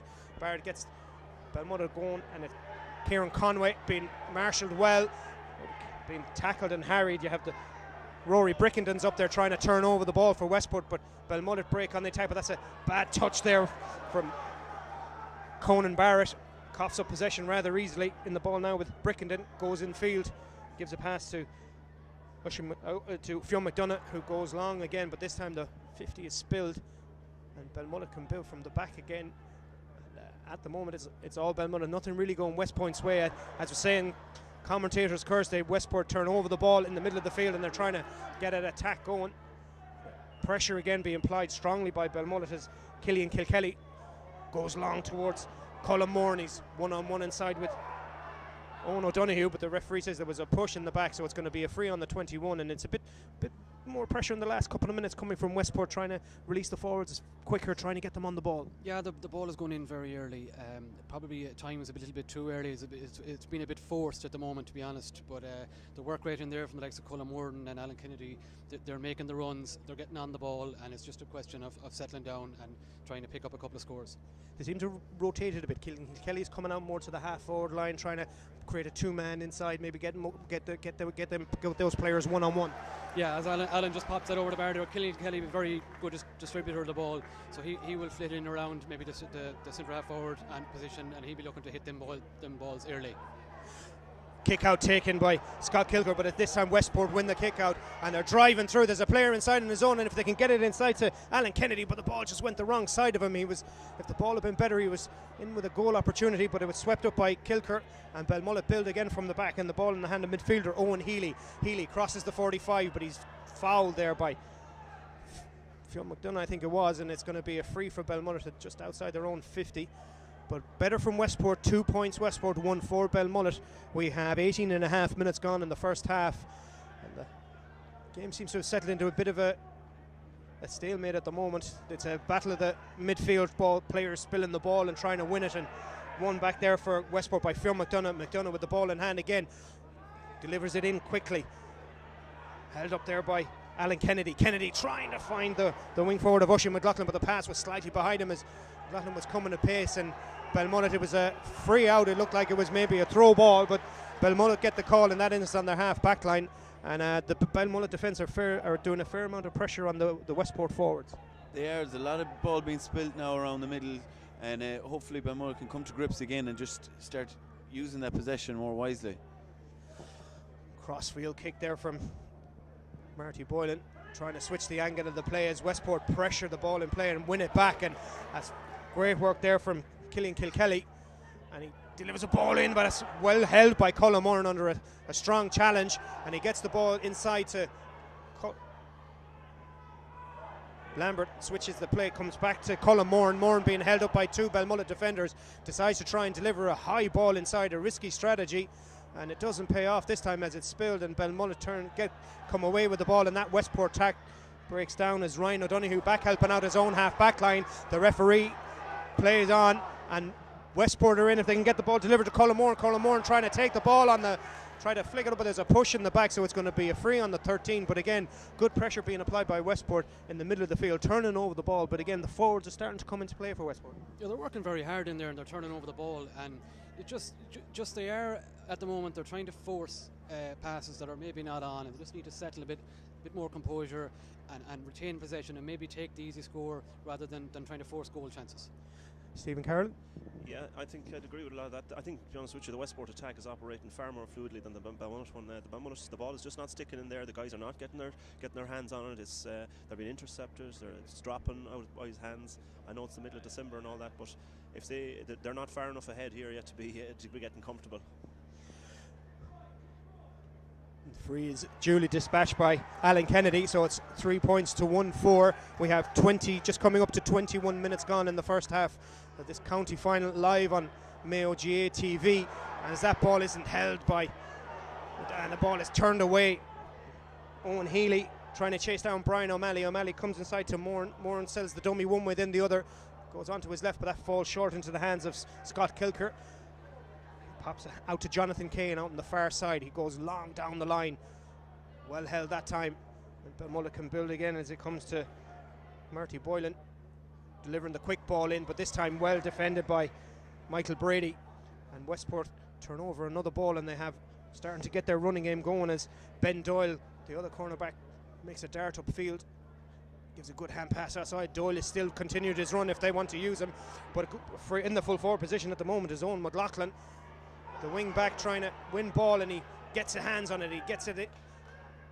Looking to trying to create a goal opportunity, maybe try and take their points at this stage, try to keep the scoreboard ticking over as Paul Lambert fields Killian Kilkelly. Kilkelly trying to dink one over behind the last man defender when again, there's too many defenders back there, and they're trying to be too cute rather than maybe taking their points. Yeah, they're looking for the killer pass inside every time to create a goal chance. And I really think they just need to take the chances from 20-30 yards, pop it over the bar, keep that scoreboard moving. It's going to be a free for Belmullet just in the middle of the field. 22 minutes gone. Belmullet 1-4, Westport 3 points. It's been a cagey affair since the quick start for Belmullet, and Belmullet are feeling a bit under pressure in their own defence. They are, and Ryan O'Donoghue at centre forward is coming deeper and deeper. He's picked up the last 2 balls in zone 21, so that's a worry. Like Michael Caine trying to alleviate a bit of the pressure by spinning in on his right, but that's gone to the left and wide for another wide for Belmullet. It's been a story at the moment. They've had about four wides, and they need to maybe just not allow Westport get back into this game. It's a 1-2 score game at the moment, and again that kick out goes long, and Westport's kick out hasn't been working as best as it can, and Belmullet are cleaning up in the middle of the field at the moment, and ball held up by the captain James Kelly. Kelly looking for options, finds Kieran Conway, exchanges passes with Kelly, and they're going to go across the field, and it's going back and over. There's no penetration at the moment, but again, as soon as they get the opportunity, they're trying to hit it long, but Westport defence holding well, and back there helping out is Oisin McLaughlin in the left half back position. McLaughlin gets the ball up, and he's travelling at pace, and that's a good injection of pace from him, and they're looking again for the killer ball inside. When the option ball was on, he continued his run, and the options that the kick passes, when it's not on, you try and keep possession of the ball. They've surrendered possession, and now there's a goal opportunity here for Belmullet. Stepping inside, and he slips, and it's saved well, and the referee says there was a push in the back, and it looks like it's going to be a penalty, and that all came from Westport playing an overly complicated ball. We'll see it again here on the replay.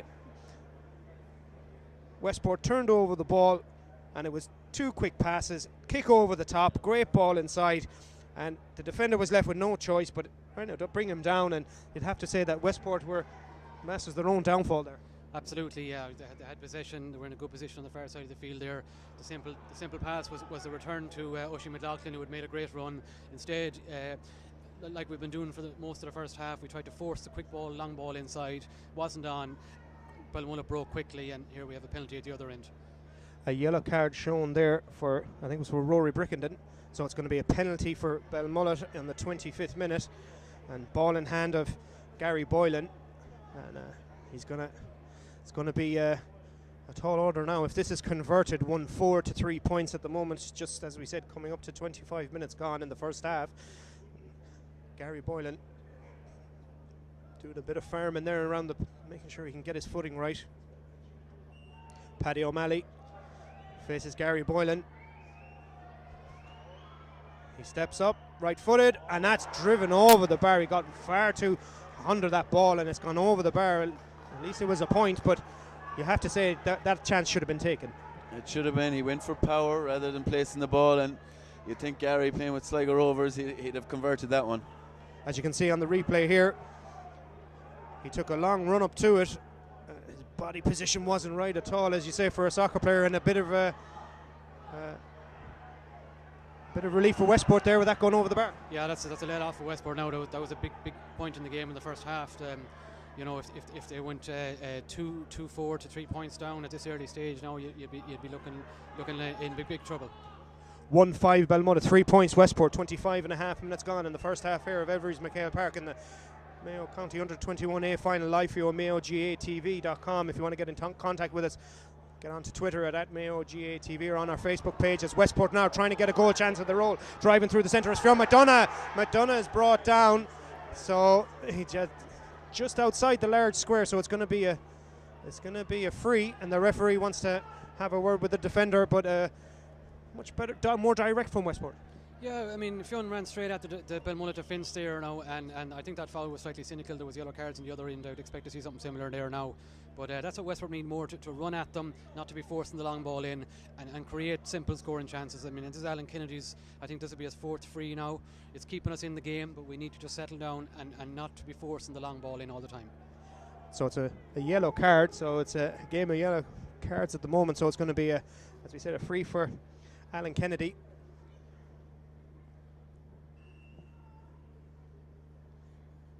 Steps up, dispatches it over the bar, so it's 4 points. Westport 1-5 Belmullet, and the penalty chance could be a telling factor in this game later on, as Scott Kilcock goes long out towards the plethora of players, and the break is won there by Colin Barrett, and Barrett gives it to Ryan O'Donoghue. O'Donoghue comes inside. He's looking again, trying to deliver that killer ball, but this time it's read well there by Owen McLaughlin, who's back in his right half back position. Position's not meaning much nowadays in Gaelic football, as Alan MacHale goes up the line towards Oisin McLaughlin, and McLaughlin trying to show a clean pair of heels to Conan Barrett. Ball is deflected as he tried to deliver that pass inside. Again, possession kicked away by Westport, and I'm sure the management will be speaking to them at half-time to say to them, look, to try and make the right decision. It's not easy in a county final in the helter-skelter of it all, but their decision making needs to improve in the second half if they want to try and get back into this county final, as another long ball for Belmullet is delivered in, and the dummy is sold, and a break again to second dummy, right-footed. He's trying to pop that over the bar, and that's just gone to the left and wide, but again comes from a turnover from Westport in on the attacking end of the field. Yeah, I think as you pointed out there, management will be looking forward to getting them in at half time and have a few words with them and just get them to settle down. And as you said, the decision making at times is not right. It's just they're forcing it. They just need a bit more patience and composure. Which is in stark contrast to how they played in the semi-final. Yeah, well, I mean, I suppose the county final takes on a life of its own. There's a bit of pressure on them. They're a very young side, and they haven't got to the pitch of this game yet. Even though they're winning a lot of ball now, and they're starting to cause problems for Belmullet, but you know, there again, a long ball gone in, Colin Morden under all sorts of pressure inside. It's difficult. It's difficult to create a score from that now. They need to support him. Killing Kilkelly with the ball, and he's recycled it back out to Fionn McDonough. McDonough, who was almost in for a goal opportunity a few moments ago, gives it to Colin Moran. Moran switches the angle of the attack into Alan MacHale. We had 1 minute of extra time being shown there by the referee. So as we approach just got into the 29th minute, we'll play 1 minute of additional time in this first half, as Brian O'Malley trying to get something going, and again the ball is just turned over, and as we said, Pat Holmes and Tom Higgins and Pádraig Barrett would want to get the team in, just try and reorganise for the second half and just see if they can get a bit more fluidity to their game, as Belmullet looking to build their 3 forwards inside the 45, and they get away from the tackle, and that's the centre back, not Marty Boylan. Gives it over to Boylan again. He's come back inside in his left foot. He's going to have another go from another tight angle, and that's a great score coming in on the left. But again, the ball turned over by Westport in the attacking half of the field, and Belmullet in the last 2 occasions have been quite clinical. Yeah, Gary put that one over. That's 2 out of 4, so it's 50-50 for Gary. Of course, and the penalty went over the bar. It's developed into a good game. Belmullet were on top. Westport went back on top, and it's Belmullet again, I think. 1-6 Belmullet, 4 points Westport. We're into the 1 minute of additional time that the referee is allowing at the end of the first half of this County A Under-21 final, live for you from Elverys MacHale Park, and Belmullet just got themselves out of a bit of trouble on their own centre back. And again, the ball delivered long, but not working this time, as Brickenden wins the ball back, and it gives a good pass there to Fionn McDonough. McDonough trying to carry the attack to Belmullet, as Belmullet get numbers back to try and stop any kind of score, but the ball with Niall McMiniman, the captain for Westport, gives it over to Paul Lambert. Lambert comes inside to Fionn McDonough. McDonough looking to try and create a scoring opportunity, pops it back to Paul Lambert, who's going to have a go from distance, and that's more like it. That's what we talked about earlier on. Just keep the scoreboard ticking over. They're trying, as you maybe said, they were trying to force it too early on. Yeah, I mean, they had a bit of patience there. They recycled the ball and they created the opportunity. Paul Lambert popped it over, and the reality is that's our first score from play, and that's very disappointing for a team of their quality. But if they keep doing that, keep doing the right things, the chances will come. As you can see from the replay there, McDonough popped it back, and it was well taken, and if they could get more of that in the second half and just keep it in touching distance, it could be an interesting second half, as Belmullet again win the kick out ball with Kieran Conway. And as the referee blows the half-time whistle here at the Elverys MacHale Park, Belmullet lead Westport 1-6 to 5 points, and I'm sure the Belmullet management will be happy going in with a 4-point lead.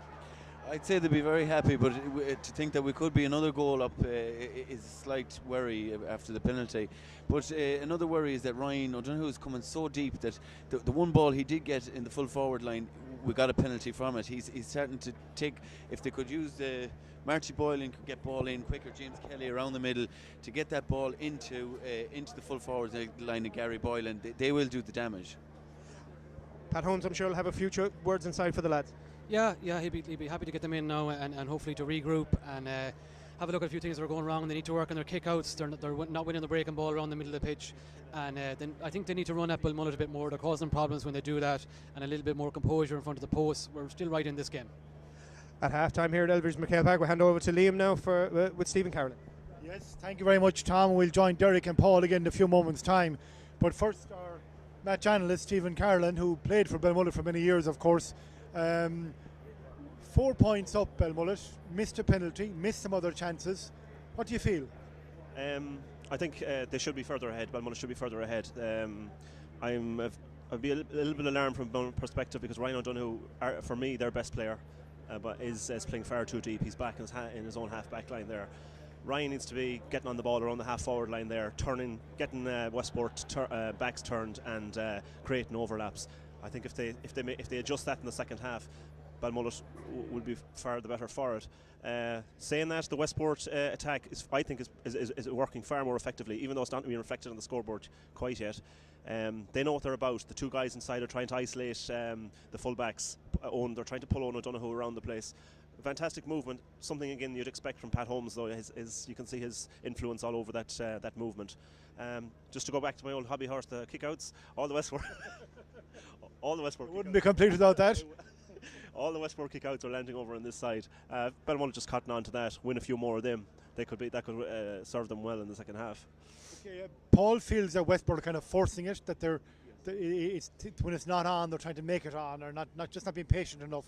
Yeah, it's a bit like the tactics that are evolving. We'll say Dublin will be probably the best exponent of it. When you're trying to beat a defence like that, you just need to be. You need to take your time, be patient, and wait for the hole to arrive.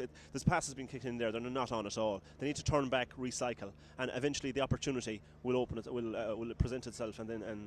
But we're talking about an under-21 county final in the middle of December. Hard to be expecting that kind of what would you say? To be playing to that level, if you like, at this stage of the year. Who has caught your eye? Up front.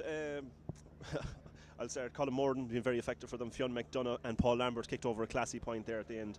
And in the backs there, Michael Brady is doing well. I think he's been. I think the backs for Westport are looking very good because the Belmullet lads are kicking in some balls that are not really on. Very direct, very straight balls. Very easy for defenders. There's no angle on it at all. They need to be carrying the ball. And as I said earlier, Ryan McDonough is the key to that. Or Ryan O'Donoghue is the key to that. They need to get him on the ball. Well, very good. Avril Kilkelly is the winner of our Mayo GAA calendar. We'll have one more to give out before the evening is finished. Avril, we'll be in touch with you about how we can get that calendar to you. Going to bring Paul and Derek back in again as well here for a second. And we're going to look at the goal. First of all, Paul, and Stephen won't be going too far away either. We're going to look at the Boylan goal. So, Derek, maybe you might talk us through this. Was it Boylan that got the touch? Was there a touch on it inside? Yeah, I think it was Colin Barrett that got the fist on it in the square. It was no one knew where it was going, and just come off. Colin Barrett got the touch on it and scored. Lucky enough. The penalty was a big moment. You got a point from it, so all was not lost. But at that stage, it was a real chance to put your foot on their throat. Yeah, I would have put money on Gary Boylan to score from that penalty. His soccer background, just after signing another deal with Sligo Rovers, if I had money, I'd put it on him to score that now. But he went for power, and it just went over the bar. He didn't keep it low enough. His trajectory was all wrong. So, but hopefully, it's 1-6 to 5 points up. It's not. We would have taken that at the beginning of the game, and hopefully we can carry on and win the game now. Okay, the penalty, I think is the penalty kick itself we have, or the foul? It's the kick itself. Derek. Yeah, as I said, he takes a good long run up to it, and just his balance just seems to lean back, and it goes over the bar. I don't know. He should be used to taking penalties, but it didn't work out for him on that occasion. Stephen, you were a star for Elverys, ain't you, huh? I was indeed. I had to spell at the old. He says modestly. I had to spell at the old penalty taken. You did indeed. Yeah. And that was in the middle of December, Stephen. Steve Flynn said it didn't work out. And that wasn't the middle of December either. Just further out, in fairness. Back then. Yeah. As Derek We have. I don't know what we're going to watch now. Is it the foul for the penalty? So, Paul. Yeah, I mean, the Westport got caught in possession, gave the away ball silly, and just got caught in a quick break, And we were lucky enough that he didn't convert it, but possibly lucky for him that he has that contract already signed. Yeah, we're going to see it again in slow-mo. Who was the defender? You had Niall McManamon. You can see there he's been caught. Yeah, and he's been taking his way back now, and I suppose he did what he could. You expect him to get his hand in there somewhere. I think. Did he foul him then, or did Niall foul him? I don't think anybody fouled him, to be honest. It wasn't really a foul. It says he describing the foul. Okay, well, they were major talking points in the first half. 1 goal and 6 to 5 points. Go back to that penalty anyway, Stephen. What year was that? Which one? That was 2003, Liam. Is it that long ago? It's a while ago. It's been a while ago, yeah. Thanks. Is it a point or did it went wide? I think I got a point, yeah. With his now wife, she put her hands to her face, and look, it went over the bar. I think it was just a badly taken penalty. Stephen, what do you think? It didn't go anywhere over the bar, Liam. It went tragically wide. But then again, lest people forget, National League winner at Mayo in 2001, Stephen Carlin, national title. I'm looking around the place here after that. Well, of course, Westport. Paul, on that very point, Westport have come here this season with players who excelled throughout last year's intermediate run. That forward line is full of names of very, very good footballers. McDonough, Lambert, McLaughlin, Moran, all Croke Park men, great Croke Park men. You felt they were forcing it. You felt that they were just not composed enough. Yeah, there seems to be a bit of panic in it now. Several times they went for the killer pass inside when it wasn't on. And we only scored 1 point from play in the first half there, and that was when we had the patience to recycle the ball and create an opportunity for someone maybe 30 yards out. So I think they just need to be a little bit smarter on the ball, a little bit more composure and patience, not to force it. They're winning enough possession. They have dangerous forwards, we know that, and just not to force it, create the opportunities, and just keep the scoreboard moving. Derek, am I right in saying you're a Mayo hurler in your time? Right, yeah, I played a bit of hurling in my time as right, and looking forward to Turin's next battle, I think in January, early January, so I wish them well and all the best to the Turin lads, and we hope they'll do the county proud.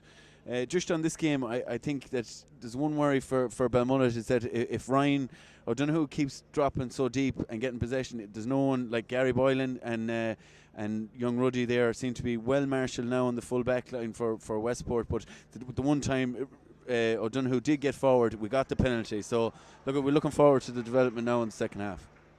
Okay, well, Westport are back out. Final word from you, Stephen Carlin. Call it. 21 years since Belmullet last won the title in Ballaghaderreen, the under-21 title. I'm going to go with Belmullet. You go based on no analysis at all. Going to go with Belmullet. Westport back out on the field, and match commentator Tom Carney is adjacent as well to take the second half, and we're just waiting on the return of the Belmullet side. They have a 4-point cushion, 1 goal and 6 to 5 points here at half time, and it is a good place to be. It's been an eventful first half, and I have no doubt, Tom Carney, we'll have lots more eventfulness in the second half too. Thank you, Liam. A couple of changes there. We'll just see who's come out. Westport have come out already, and the 2 changes you notice there. I'm looking around the pitch there. I don't see Alan Kennedy, which could only possibly mean Alan is injured. He's got 4 points from frees in the first half. Pat Lampard is in the full forward line. He'll be a brother of Paul's. He'll be a county minor this year. And I see Ronan Geraghty was also in the half forward line. So I think Ronan Geraghty for Darragh Welch and Pat Lampard for Alan Kennedy. As we wait for Belmullet to join us,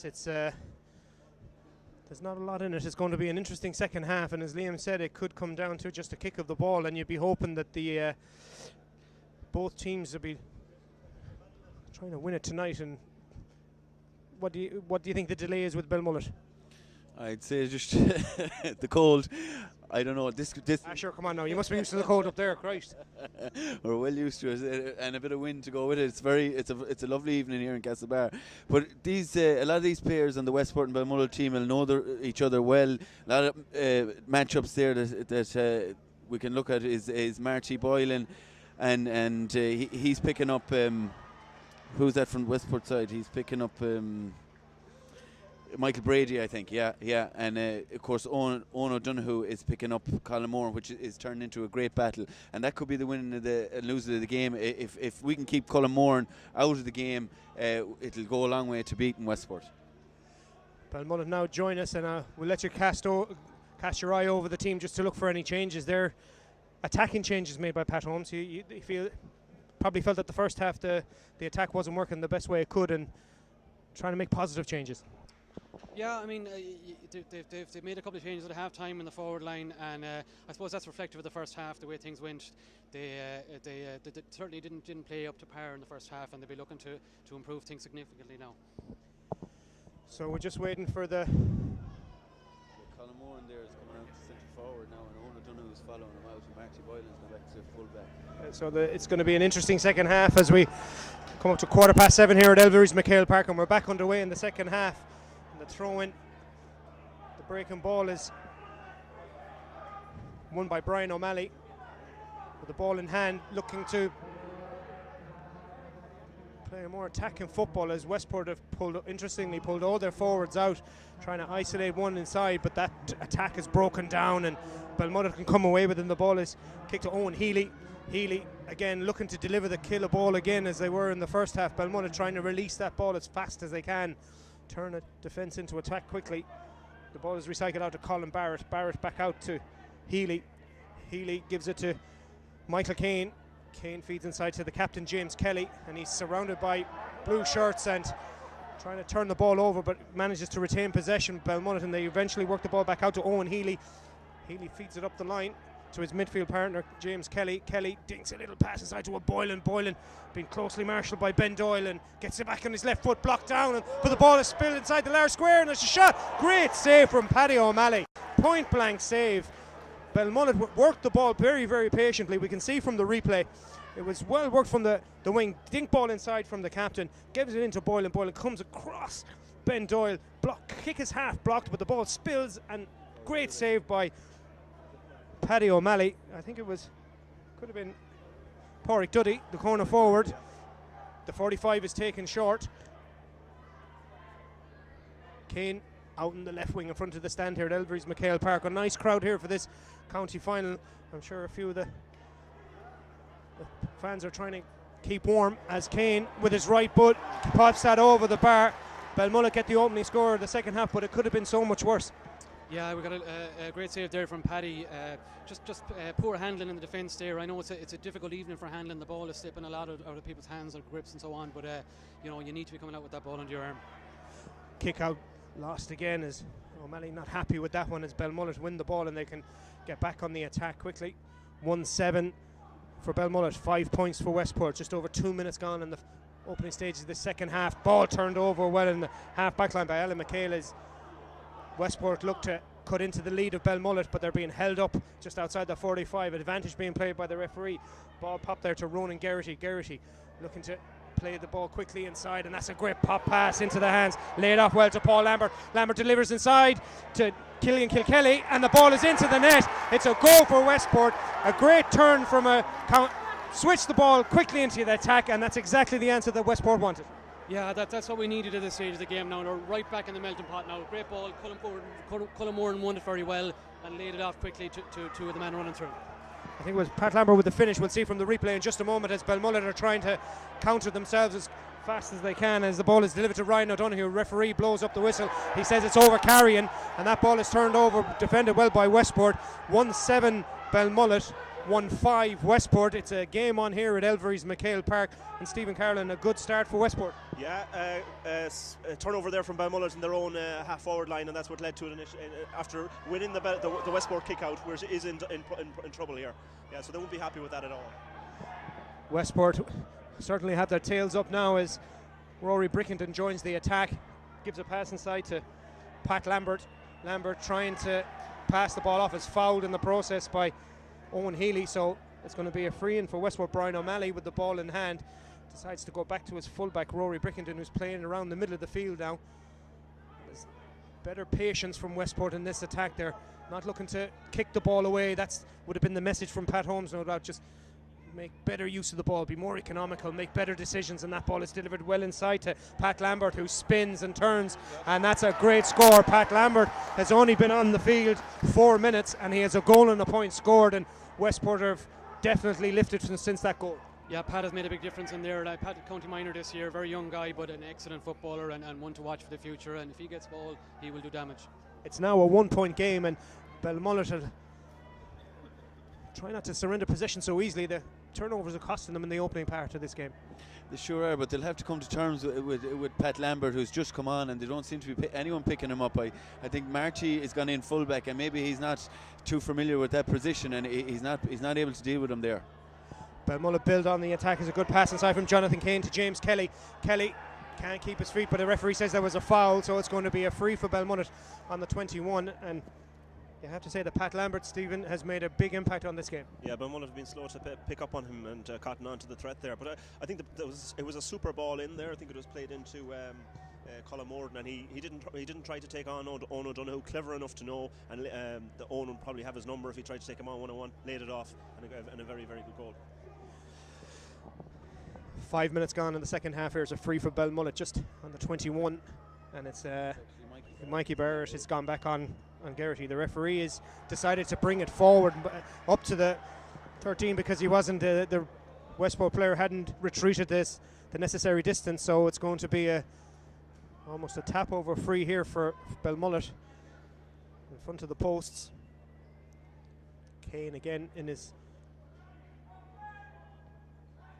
dispatches that well, so it's a instant reply for Belmullet. They needed that score. It's 1-8 to 1-6 now, and Westport, that point there could have been prevented by making it easier for them. Yeah, it's disappointing to concede one so quickly now after getting back in the game, but 2 points down, game, everything to play for out here. They're in a good place now, but they're working very, very hard out there. You can see in front of us there now the defence are working hard, but Belmullet looks like they're getting through here. And driving through the centre of the defence, Ryan O'Donoghue. It's a free man at the back post. O'Malley comes out to block him. A great save from Paddy O'Malley. And the referee is playing an advantage, or has he blown the whistle? The crowd got very excited there, and it was a great run there made by O'Donoghue. O'Donoghue sold the dummy very, very well. He was trying to make a ball. He saw kept very aware, got it out to Barrett, but a fantastic reaction from Paddy O'Malley. He rushed out, cut out the danger. From the subsequent defence, the ball is free in the corner forward position now for Belmullet to stretch the lead to 3 points if they can tap this one over. Westport had certainly been in the ascendancy in the opening 3 or 4 minutes of the second half. Belmullet now again tapped over very well by Michael Kane. He's had a big influence on this game, and that's I think it's his sixth score of the game, as Paddy O'Malley persists with the long kick out, which hasn't really worked in the first half, and in the last couple of kick-outs surrendered possession again, and Belmullet win that ball. Owen Healy to Boylan. They have runners coming on his right. Jonathan Kane takes the ball at the second attempt, pops it up to Barrett. Barrett has the head up, he's looking for option, and his option is his captain Kelly. James Kelly has 2 for company as he's trying to use the ball well. Boylan, who was so prolific in the first half, Kelly's continued his run. That's a great ball over the top, but he's covered back there by Ronan Geraghty, but the ball is delivered into the wing back, and he decides to tap it over Conan Barrett. A well-worked score from Belmullet. Westport just weren't alive to it, and it's a 4-point lead again for Belmullet. Yeah, we've tacked on a couple of points since Westport got the goal, and same man again, Conan Barrett, was up in the attack, and he got saved for the goal, but he's after putting over that point there from play, and well done, good score. James Kelly run wasn't covered as he continued after he laid off the ball, and the Westport defence were asleep. Yeah, 1 or 2 defenders caught ball watching there now, and we need to be very careful. Belmullet have created 2 goal chances there. Paddy O'Malley has probably kept us in this game, so we need to be careful at the back. Quick ball delivered inside there by Killian Kilkelly.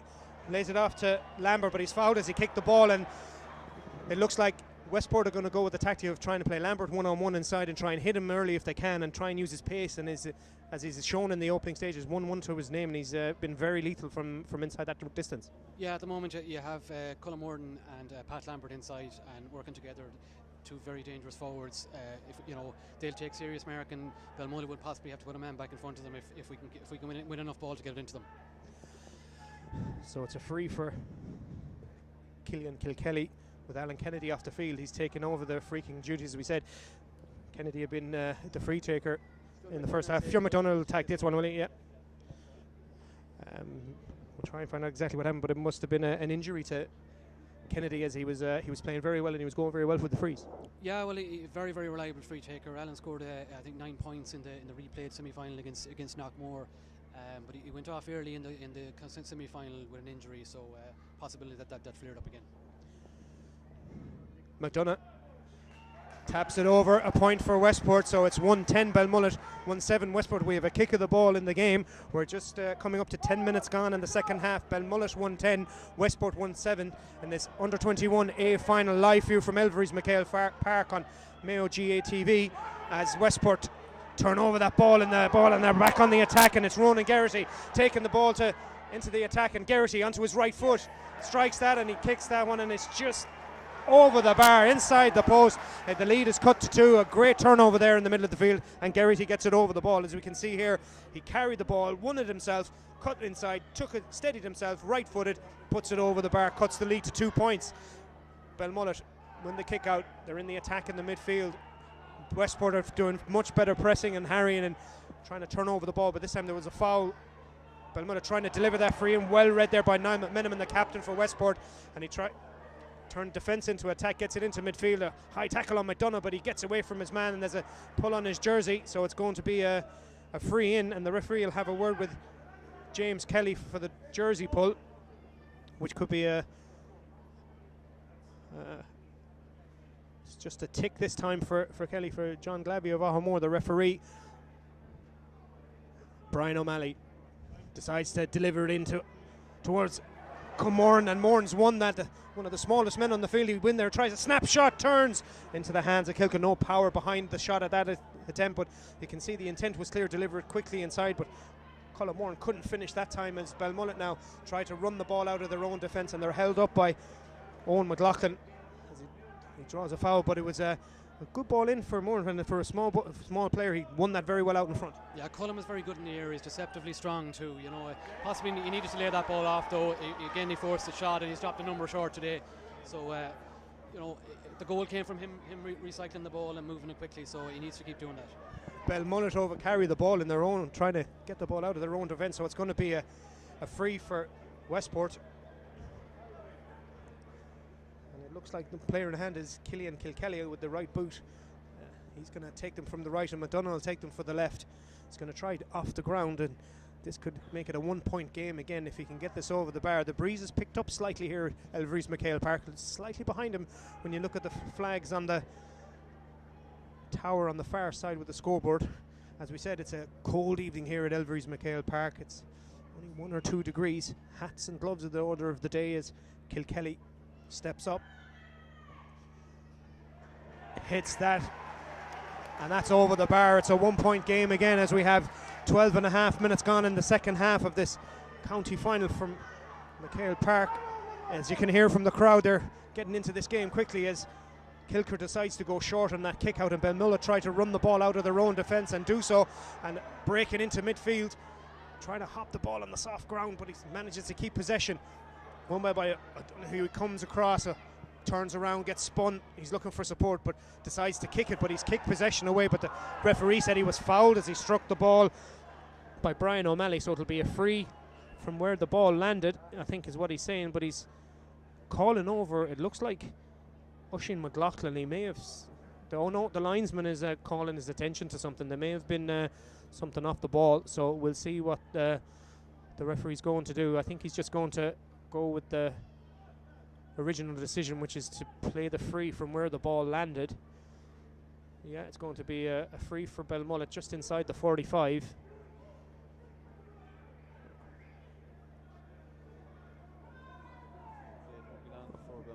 Belmullet make a substitution. Just Westport subs, and their 2 forwards that came in, Lambert and Geraghty, have done very well, and they're the difference now since half time. So I'd say we could see Leo Howard coming on there for Belmullet in the full back line. Michael Keane as we said, just inside the 45.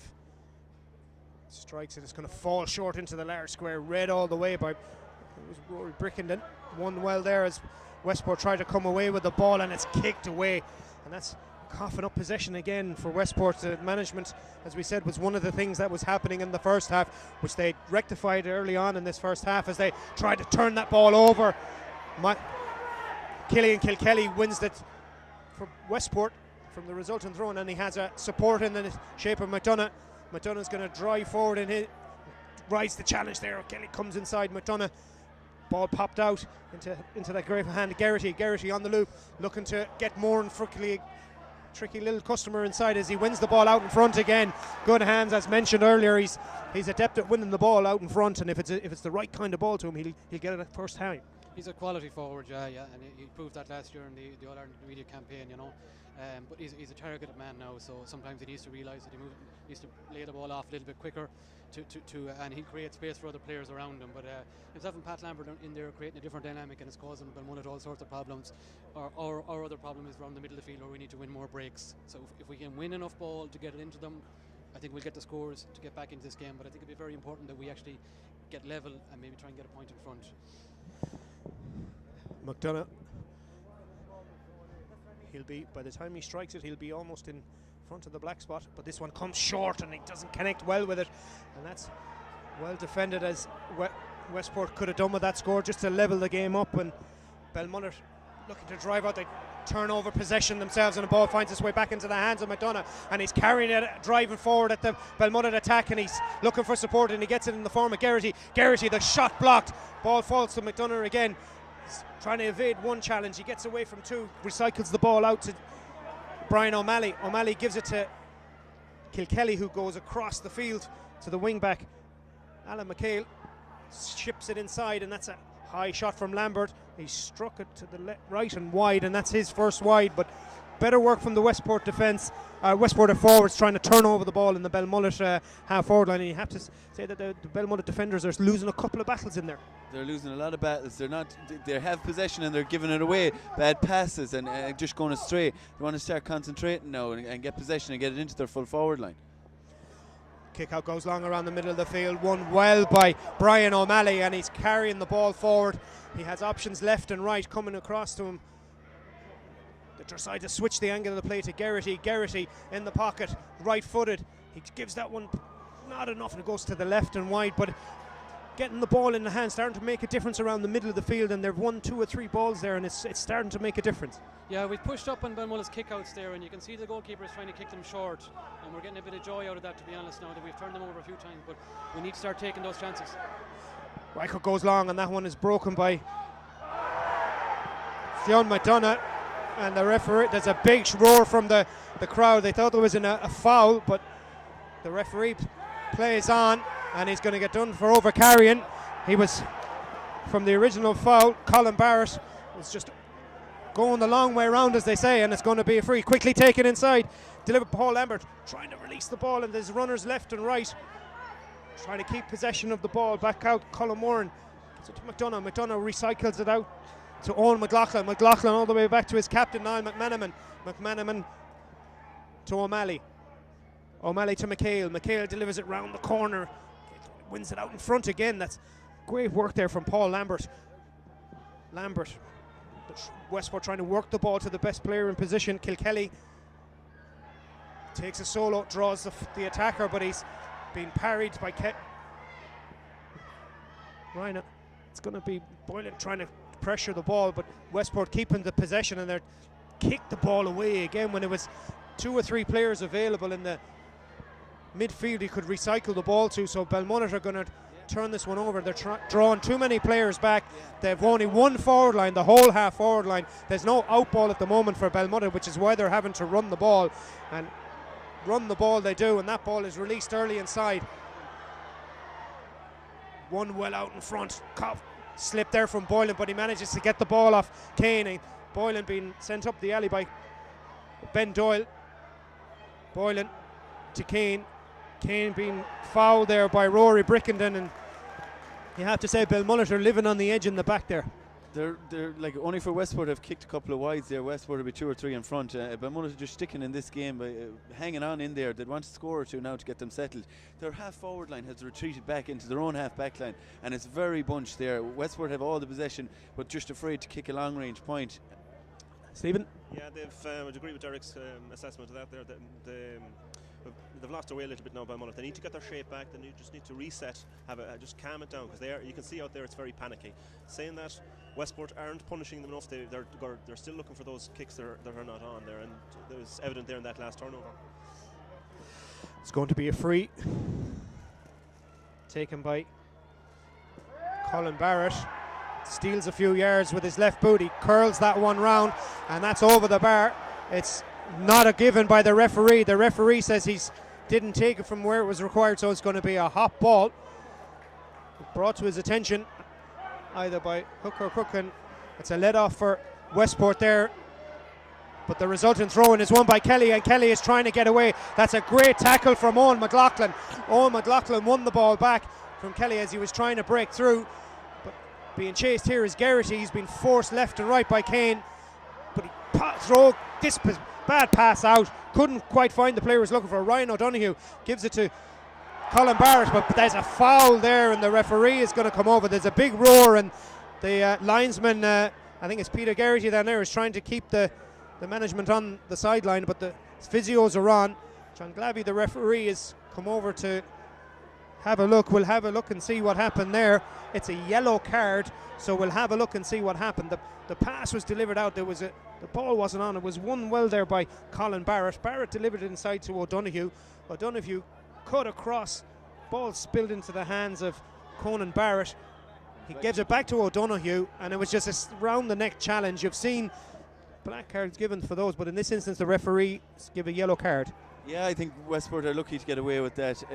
That's the third yellow card that have issued on freeze on Ryan O'Donoghue. They know that Ryan is the danger man for Belmullet, and they're just constantly fouling him. Until the ref takes control now, they're going to keep at it, you know.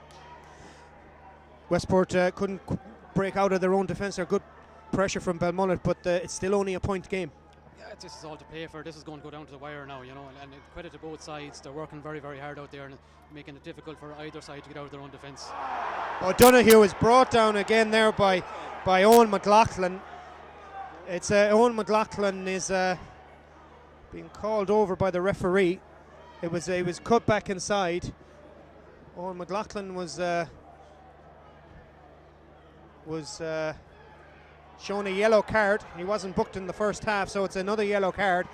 O'Donoghue was trying to cut inside. He seemed to slip slightly, but he was caught high, so it's a yellow card. It's going to be a free for Gary Boylan, about 5 yards in from the touchline, as Pat Holmes is down there trying to get his defence organised. He's trying to get the players focused on what they're doing. It's still only a 1 point game. We're coming up to 8 minutes to go in the county final here live for you on Mayo GAA TV, live from Elverys MacHale Park. Boylan has a bit of a jig, another few yards, but that one is not you wouldn't have expected a right-footed kicker to try and slice that ball from there. No, I thought he might have kept it in possession rather than go for it's a very hard free from that position, you know. He should have kept it in position and played it out to a runner or something. Ball gone long again from O'Malley, but the kick out broken, won by Belmullet as they're trying to apply a bit more pressure to the Westport defence. No changes still from the Belmullet dugout. The players are still working hard as there's a foul on Colin Barrett. He decides to go back across the field. Kelly gets the ball, midfielder and captain of this Belmullet team, delivers it down the line, one well out in front, cuts inside. He's looking to trying to get a shot off, but he's tackled well, pressured well there by Michael Brady, sorry. And the referee says this time it's going to be a free on Marty Barlin. It was the referee is calling him over. We'll see what the referee John Glavey decides. It was we can see it on the replay what happened, but it's going to be the referee said he was, from his indications, that he was going down, but he's going to take action on Brady, and it's another yellow card. So we can see as he was cutting inside, Brady was pressuring all the way as he was trying to lay it off. He was trying to come round the corner, but the referee decides it's a yellow card, so it wasn't a black card, as he's explaining to one of the Belmullet physios, I think, as he queried the decision. So it's going to be another free for Michael Caine, as the crowd are getting excited. As we said, we're just coming up to 6 minutes to go. It's only a 1-point game at the moment. As we said, we're coming down to the wire.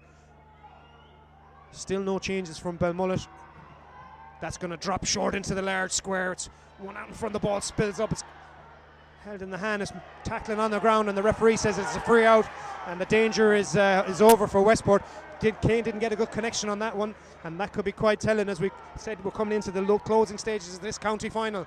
Brickenden to McDonough back, trying to get something going. Garrity, right footed, looking to kick it out the field, trying to find a centre half forward, trying to get it into the hands of Paul Lambert, but that's gone over to the sideline.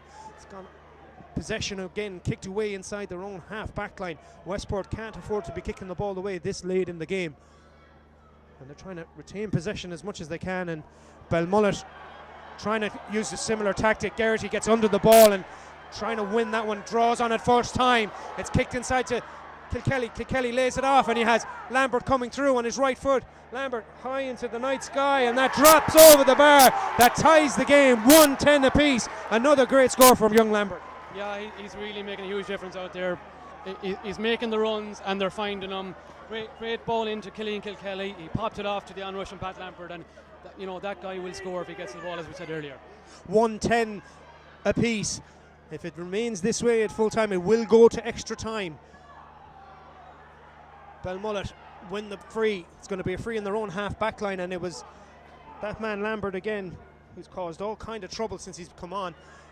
Scored at least 1-2 now, as Belmullet, the players starting to slip and slide on the damn surface, and Belmullet trying to get a good attack going. Caine wins it out in front of Brickenden. He's a player inside if he needs him. He takes it on himself, and that's a good response from Belmullet. An instant reply. They go back 1 point up. We have 1-10, 1-11 Belmullet, 1-10 Westport, as we can see it from here. Caine wins it out in front of Brickenden. He comes across, takes a couple of steps, and tops it over the bar. And Stephen Carroll, a good reply from Belmullet. Yeah, badly needed. The heads are beginning to go down a little bit there. Westport are back on the attack here again, but a lot of neither team showing much composure here in the final steps, final minutes. We're into the closing stages of this game. The ball is with Killian Kilkelly. He's trying to deliver it inside to Moran. Good pop pass, blocked well there. Good. Oisin McLaughlin trying to take the score, but the ball does find its way back to Moran. He's been surrounded, but eventually it comes away with Belmullet. Of 6 players descended on the Westport forward, and they managed to turn over the ball, and it's in the hands of Conan Barrett on the far side. Plays it up the line, trying to run the ball well, held up by Ben Doyle. Doyle trying to stop the momentum, trying to force it back, and the ball has worked its way across as we're coming up to 3 minutes to go in the county final. Belmullet are up by 1, and they've got a free in the middle of the field, and at this stage you feel it could go either way. Yeah, I mean, it's a real battle out there now, and there's a lot of 50-50 calls. I think under the conditions, maybe some of the frees are soft, but in fairness, on the balances, it's the game is going as scoreboard suggests, very, very tight. We're going to see. Hopefully, it's going to go down to the wire. It's been an enthralling contest in the second half from the moment that Lambert got the goal for Westport, as Belmullet are on the attack now with James Kelly, the captain. Feeds it inside to the Paddy Costello, who finds himself in the centre forward position, lays it off to Colin Barrett, but that's short into the hands of Paddy O'Malley, and O'Malley brings it out the field, fits it out the line, out to the wing back, out to Alan MacHale. MacHale up the line. Westport need a score. There's coming up to 2 minutes to go, and Westport are on the attack, and it's Paul Lambert trying to get the ball up in his hands. As we said, the ball will be slippy in these conditions, and it's going to be a free for Westport just inside the Belmullet 45.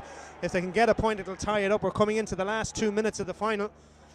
Live for you on Mayo GAA TV, the county final, the under 21 A final. Both teams looking to win it for the first time. Westport last in the final in 2008. They lost that one that day. Pat Holmes, the manager again, and I'm sure he's hoping for a better result today. Yeah, exactly. Yeah, I mean that was a Lee Keegan's era, and we were beaten on the day. And look, it's all to play for now here. It's down to the lads. It's just going to take a little bit of quality. Who's going to be able to nick the score? 1 or 2 scores is going to win this game. We have the goalkeeper, Paddy O'Malley, who's come all the way up. There's a Belmullet have pulled 11 players back. O'Malley with his left boot drives it, but that's going to go to the left and wide.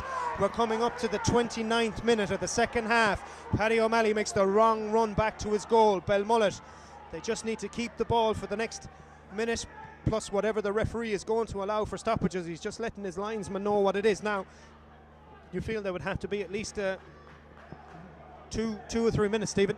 I would imagine there'll be nearly 5, Tom. There are a lot of injuries there, a lot of frees given in the last few minutes there. Time for leaders now to step up, Tom. Time from either side. And we have it there. It's 2 minutes of additional time. 2 minutes of additional time is what we have as we're coming up to 29 minutes, 30 seconds of the second half. And the County Under 21 A final from Elverys MacHale Park. Belmullet 111, Westport 110. Belmullet are on the attack. They just need to keep possession of the ball for the next 90 seconds and they will be the county champions. And they're looking to put that to the test, but it's going to fall short into the hands of O'Malley, and Westport need to get this ball into the attacking half as quickly as possible, but they're creating disaster for themselves. They're trying to run the ball out and they turn it over in their own cornerback position.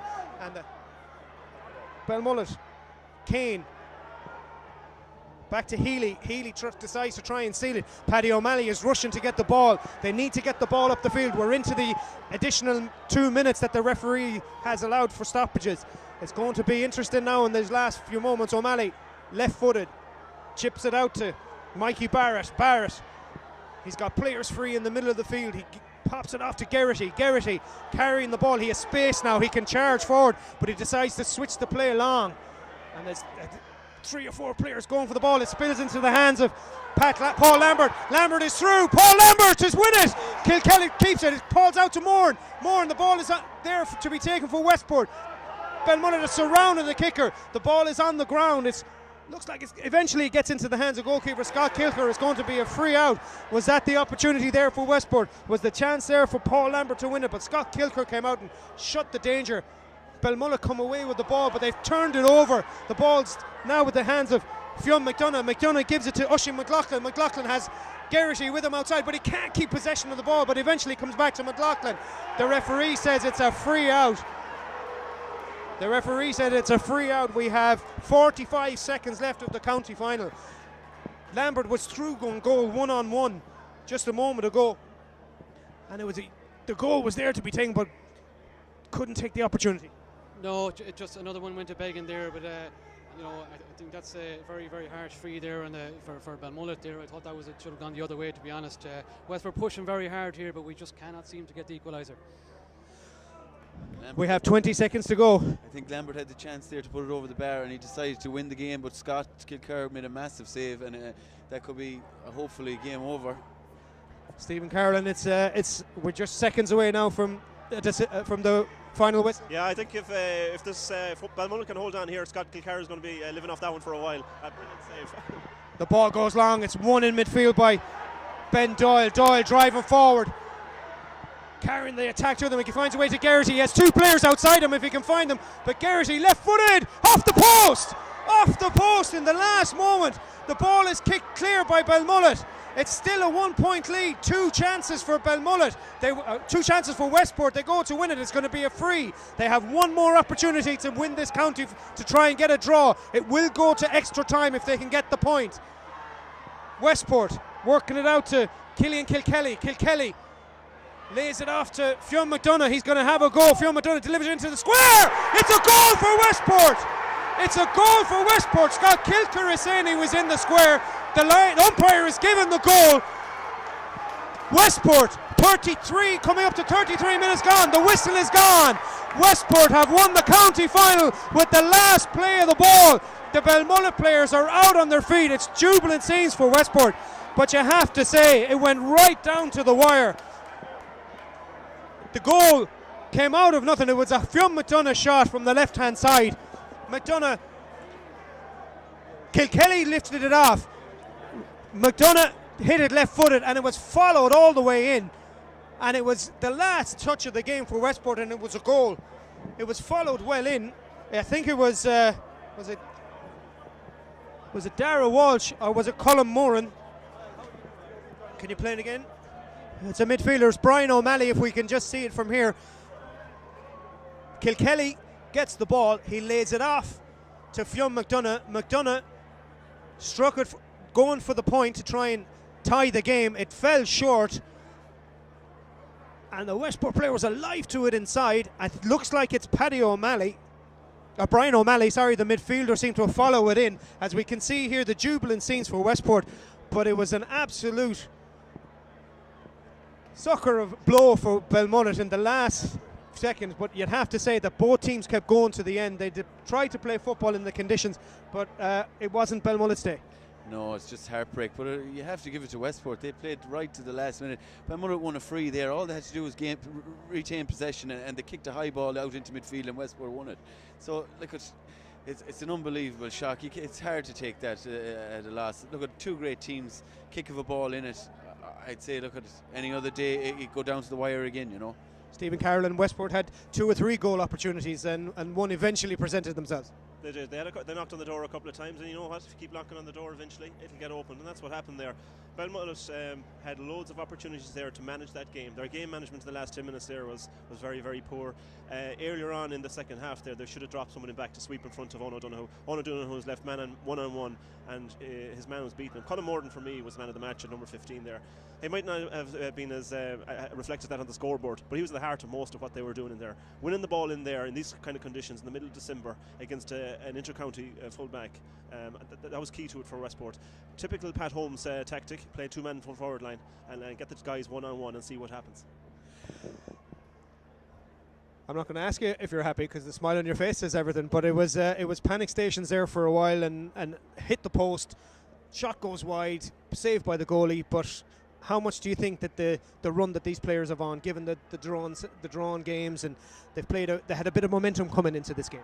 They certainly had, yeah. And like, those guys are never beaten, and credit to them. They kept going all day. That's heartbreaking for Belmullet. They led all day, but you know, you'll have to say the game finished exactly the way it started. A long ball into the square and ends up in the back of the net. There's room for old-fashioned football yet.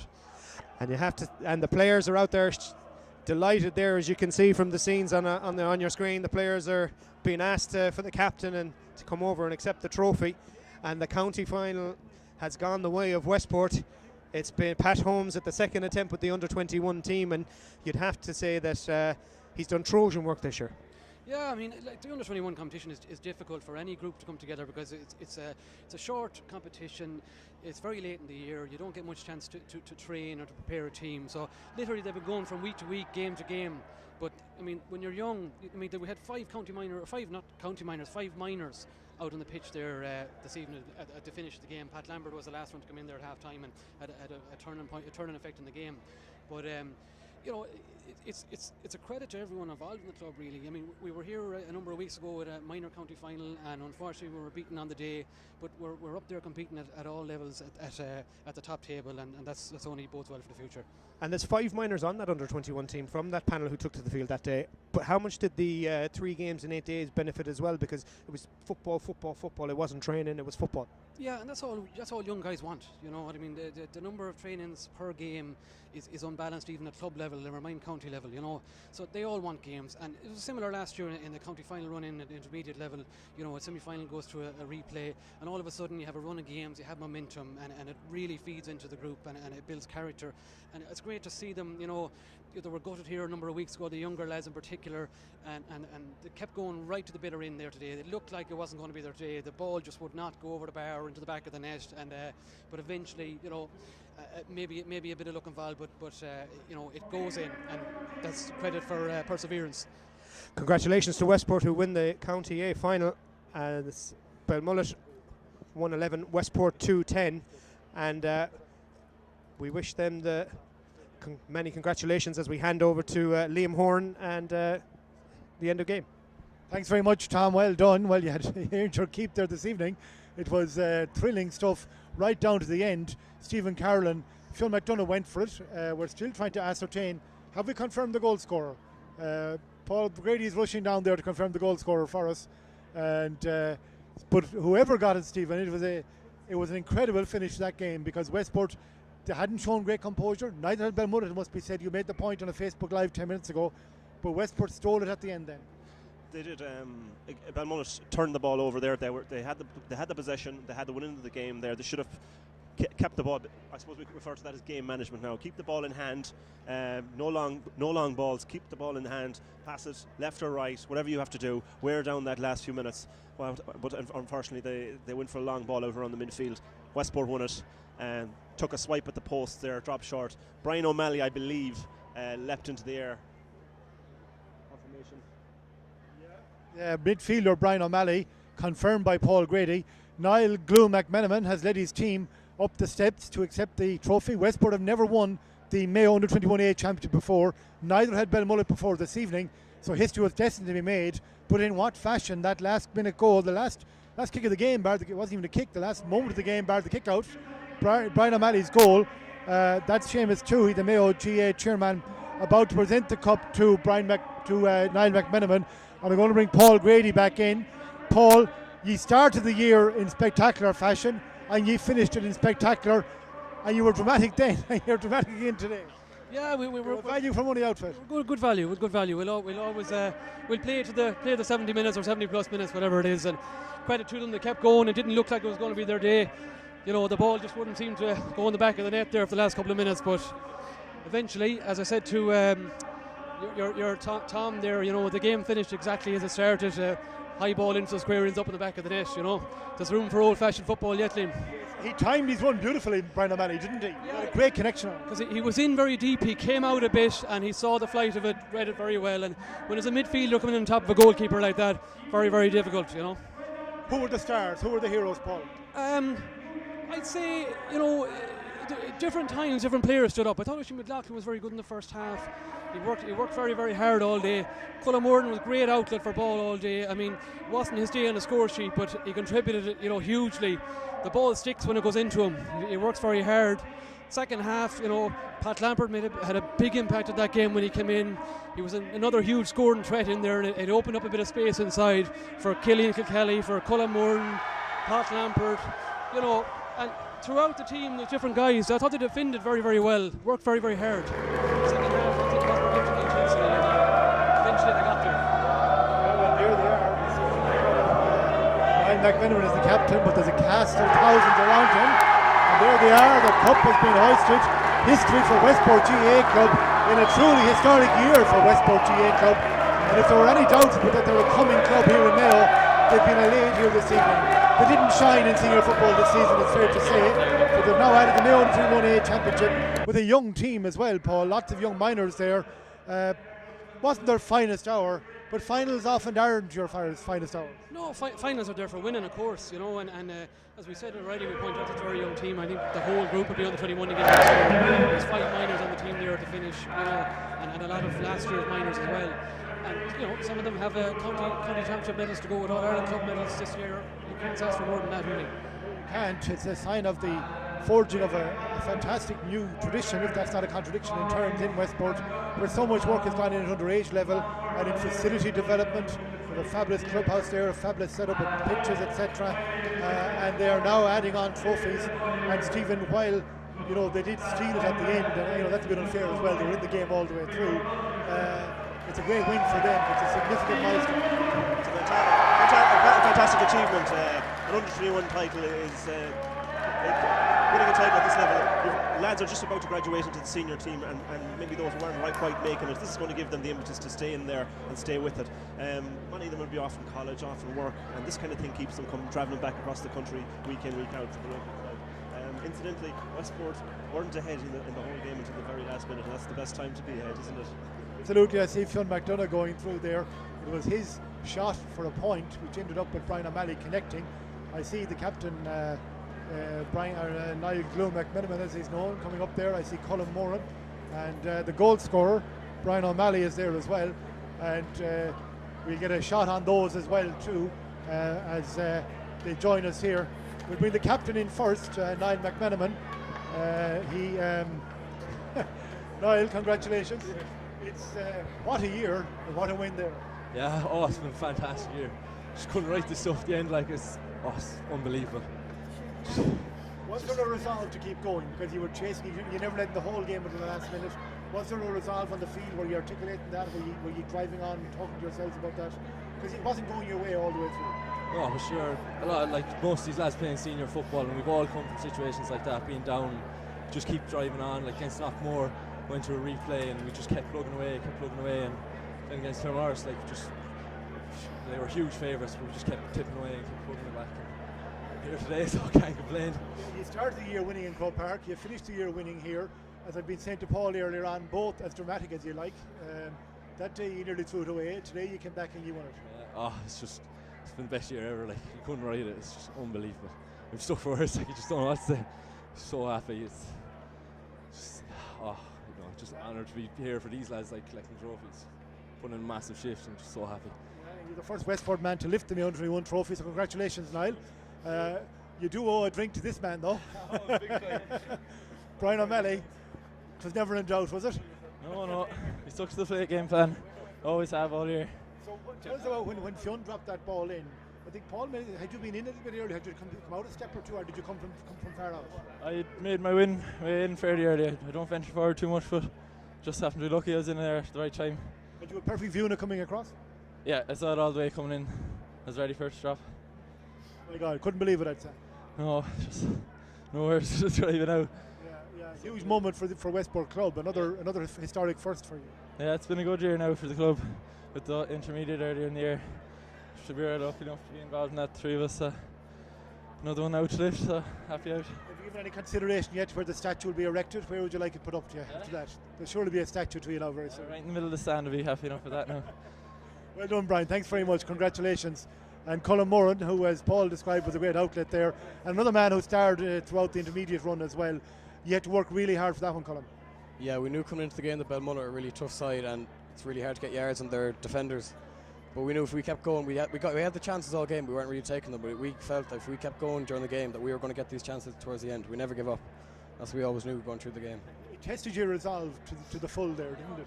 Yeah, it did. We knew if we stuck together and we kept going to the end, and we didn't let them back get a big lead towards the end of the game, that we knew we could grab something at the end. We always had the belief.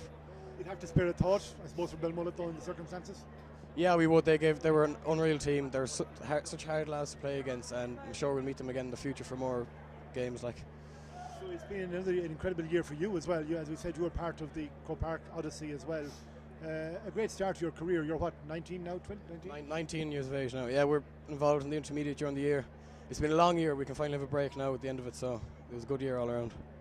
Thoroughly earned, I must say. So, Colin, thank you much for joining us. Cheers, thank you. Okay, it's Colin Moran, one of the stars for Westport this evening.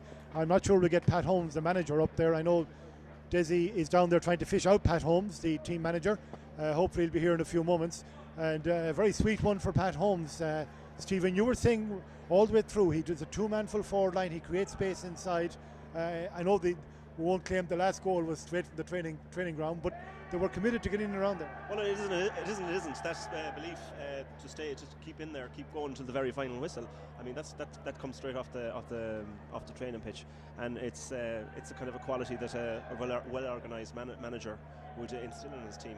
And what Pat, my tenure with Pat when he was manager of the Mayo team, he insisted on the full forward line being the hardest working line on the field. A full forward should be pulled off because he's got absolutely nothing left in the tank to give. And Colin Morton there I thought was outstanding today. I thought definitely Belmullet should have thrown somebody back there in front of the two full backs, just to crowd out the space there. And they didn't. Westport kept knocking away at the door. They kept taking over the scoreboard, and they got their just awards. I think Brian O'Malley there at the end, his hang time, as John O'Mahony would call it, was Willie Joe-esque. He would have been proud of that. It was well over the crossbar there. Fantastic piece of athleticism to leap there and get that in. Yes, it was very well timed. I see Daniel Gillen, our photographer, is down on the field. We may get a shot of some of the celebrations Westport are enjoying down there. They're grabbing some of the photographs as well, and these are famous moments, of course, for Westport GAA club after the year they've had. And to round it off with this, unexpected in the end, because Belmullet seemed to have probably just done enough. They'd won a free or two back there. You couldn't see where Westport were going to land it right at the end, but it came there, and to the victors the spoils, and they are going to enjoy this one. Of that there is no doubt.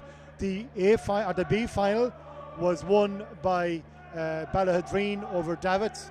more conclusively on the scoreline than this one, certainly. But they had to work hard for that one as well too. I see Pat Holmes, the manager. Hopefully he'll be joining us in a couple of moments. They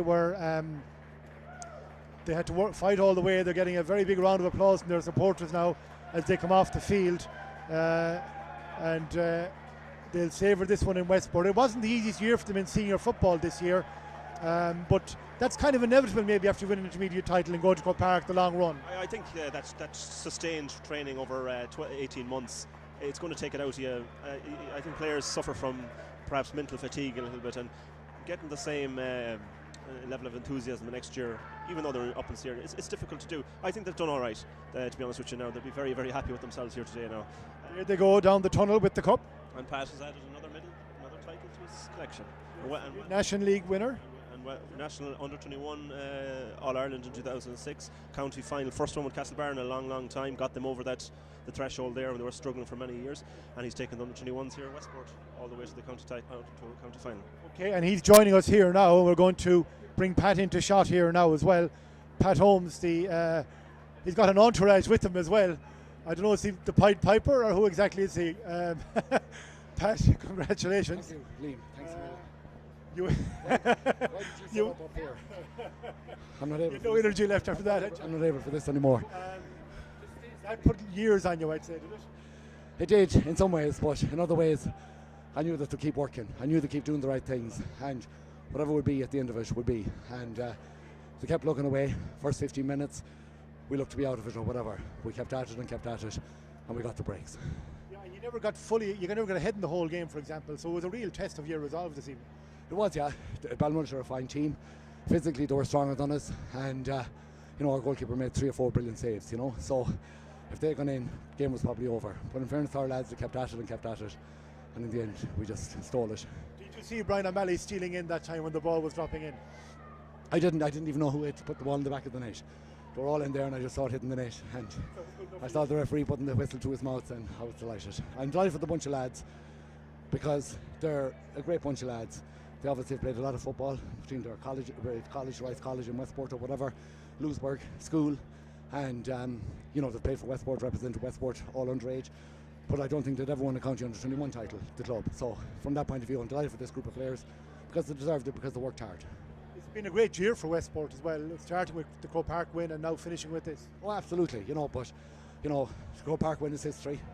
Tonight obviously we celebrate this, but there's a fine bunch of players there in Westport, and they'll be judged on what to do at senior club level, and that's what they need to push on to now. But tonight is about celebrating first county under-21 title, and they deserve to celebrate it because they were fantastic ambassadors for the clubs, for their families, and for themselves, and I'm very, very proud of them, and I was delighted to be involved with them. Yeah, absolutely, and Belmullet gave everything as well. Oh, in fairness, your heart has to go out to Belmullet. If you're on the line there, they played an awful lot of brilliant football. Got some fantastic scores. As I said, they could have got more scores, except for our keeper was in fine form. And to be winning a game, a point or 2 points, and to lose it like that. But I've been in that side too of it. I remember in the Connacht final against Roscommon 2001, and the ball gone the back of the net in injury time, and from being 2 points up, we had the game lost. And you got to play till the final whistle, and these boys always play till the final whistle, and we got a lot of luck there, but we'll take it. Still in the game, that's the point. I mean, you were there to capitalise when the chance came, because you'd stuck at it despite never fully getting to your stride, never getting ahead. It was a battle all the way through. It was a battle all the way through, but that's what's in this team, and I'm only involved in them for the last number of months, but obviously that has been ingrained with them in, at the underage structures and in their school, to keep playing and keep doing the right things, and they kept doing that, and when it falls your way, as you said, they kept themselves in the game, and they were always within touch and distance. Coming down the home straight, we were always in touch and distance, and we got close. I think we got to a point on a number of occasions, and Belmullet put the foot on the gas again. But eventually, we got to within a point. We needed to get a point. Paul Lambert went for a goal. There was an opportunity to win the game. He went for the juggler, and you have to admire him for that. The keeper made a fantastic save, but we kept at it and kept winning the ball, and the kick-outs are getting turnovers, and we got it with the last play of the game.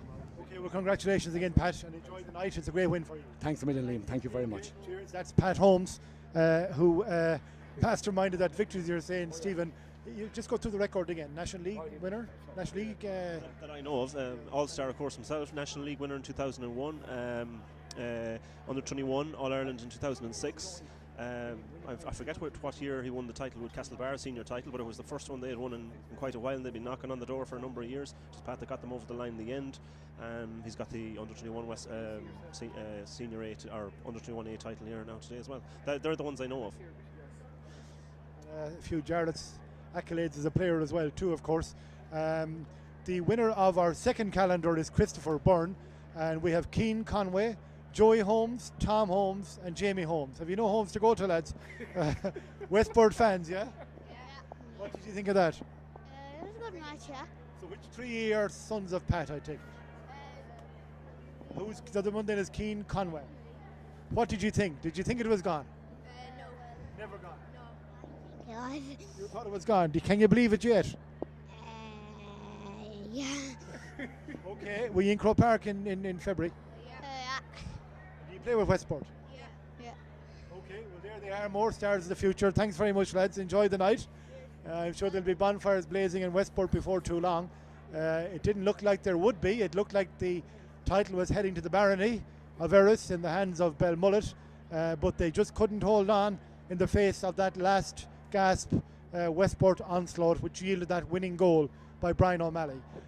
It is coming to an end here. Yeah, we can see the goal one more time. This is the final action of the on-field season here in Mayo football, in Mayo GAA. Tomorrow the county convention, of course, will have some off-field action, but this was it. I'm a Fionn McDonough fan, I have to say, and I was saying he might just boom it with this left boot of his, because he's got a great left boot. In it goes, Brian O'Malley. Everybody up here picked him out straight away. What a player ID. It took us about 10 minutes to recognise him. We're still not fully sure, but we're nothing if not professional. And yeah, Brian O'Malley is the man they'll be toasting tonight, but in truth it was a team effort, because I remember the day Crossmaglen beat Ballina Stephenites in Croke Park in 1999, wasn't it? 98. And Ballina owned the game for 50 minutes, and Crossmaglen won it in 10 more or less. I remember thinking at the time, does that say Crossmaglen are not great, or they're truly great? And a colleague of mine, Sean Moore in the Irish Times, put my mind at ease. It proves they're truly great, because they won while not in their stride. And a bit of that about Westport today. They weren't in their stride today. They never got ahead. No, well, to be fair, Belmullet came into this game as favourites, and they had the opportunities to put Westport away, but they weren't able to take them. And that's what happens with a team, with a well-organised team, well-trained team. They'll stick there. They'll believe in it. They'll believe it once they've got a foot in the game. They're in the game, and that's what they did right up to the last minute there. And the final flick of the game ended up in the back of the net.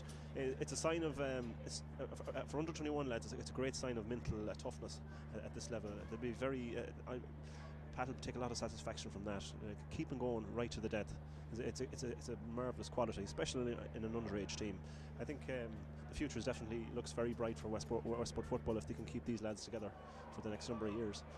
I think they'll definitely trouble the senior championship. Castlebar have been there now for a good number of years, and maybe this Westport might fancy a cut at them now in the near future. Yes, it looks like there's room for somebody to come along. All right, Stephen, that's it for this evening here from Elverys MacHale Park. We're going to wrap up here. We had a great evening's football. The weather wasn't as bad as we feared, though we think there's a lot worse coming tonight. Davitts beaten by Ballaghaderreen in the B final, the MD Roof Services Mayo 21 B final, and in the A final, a thriller right to the very end with that last minute goal by Brian O'Malley, giving the title to Westport for the very first time. You really do have to spare a thought for Belmullet. They did so much right and nearly got there. That's it from this evening and from the live action this season in our inaugural year on MayoGAA.tv.com.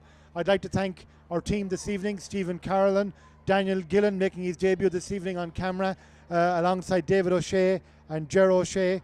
We had Liam Henley, Des Campbell as director, Tom Carney as commentary, Derek MacDonald as the Belmullet co-commentator, Paul Grady, who was with us so long last year, right the way to Croke Park with Westport. He was their minor manager the day they were beaten here in the county minor final. He wasn't with us that day. So the message obviously is keep Paul Grady in the commentary position and Westport will keep winning titles.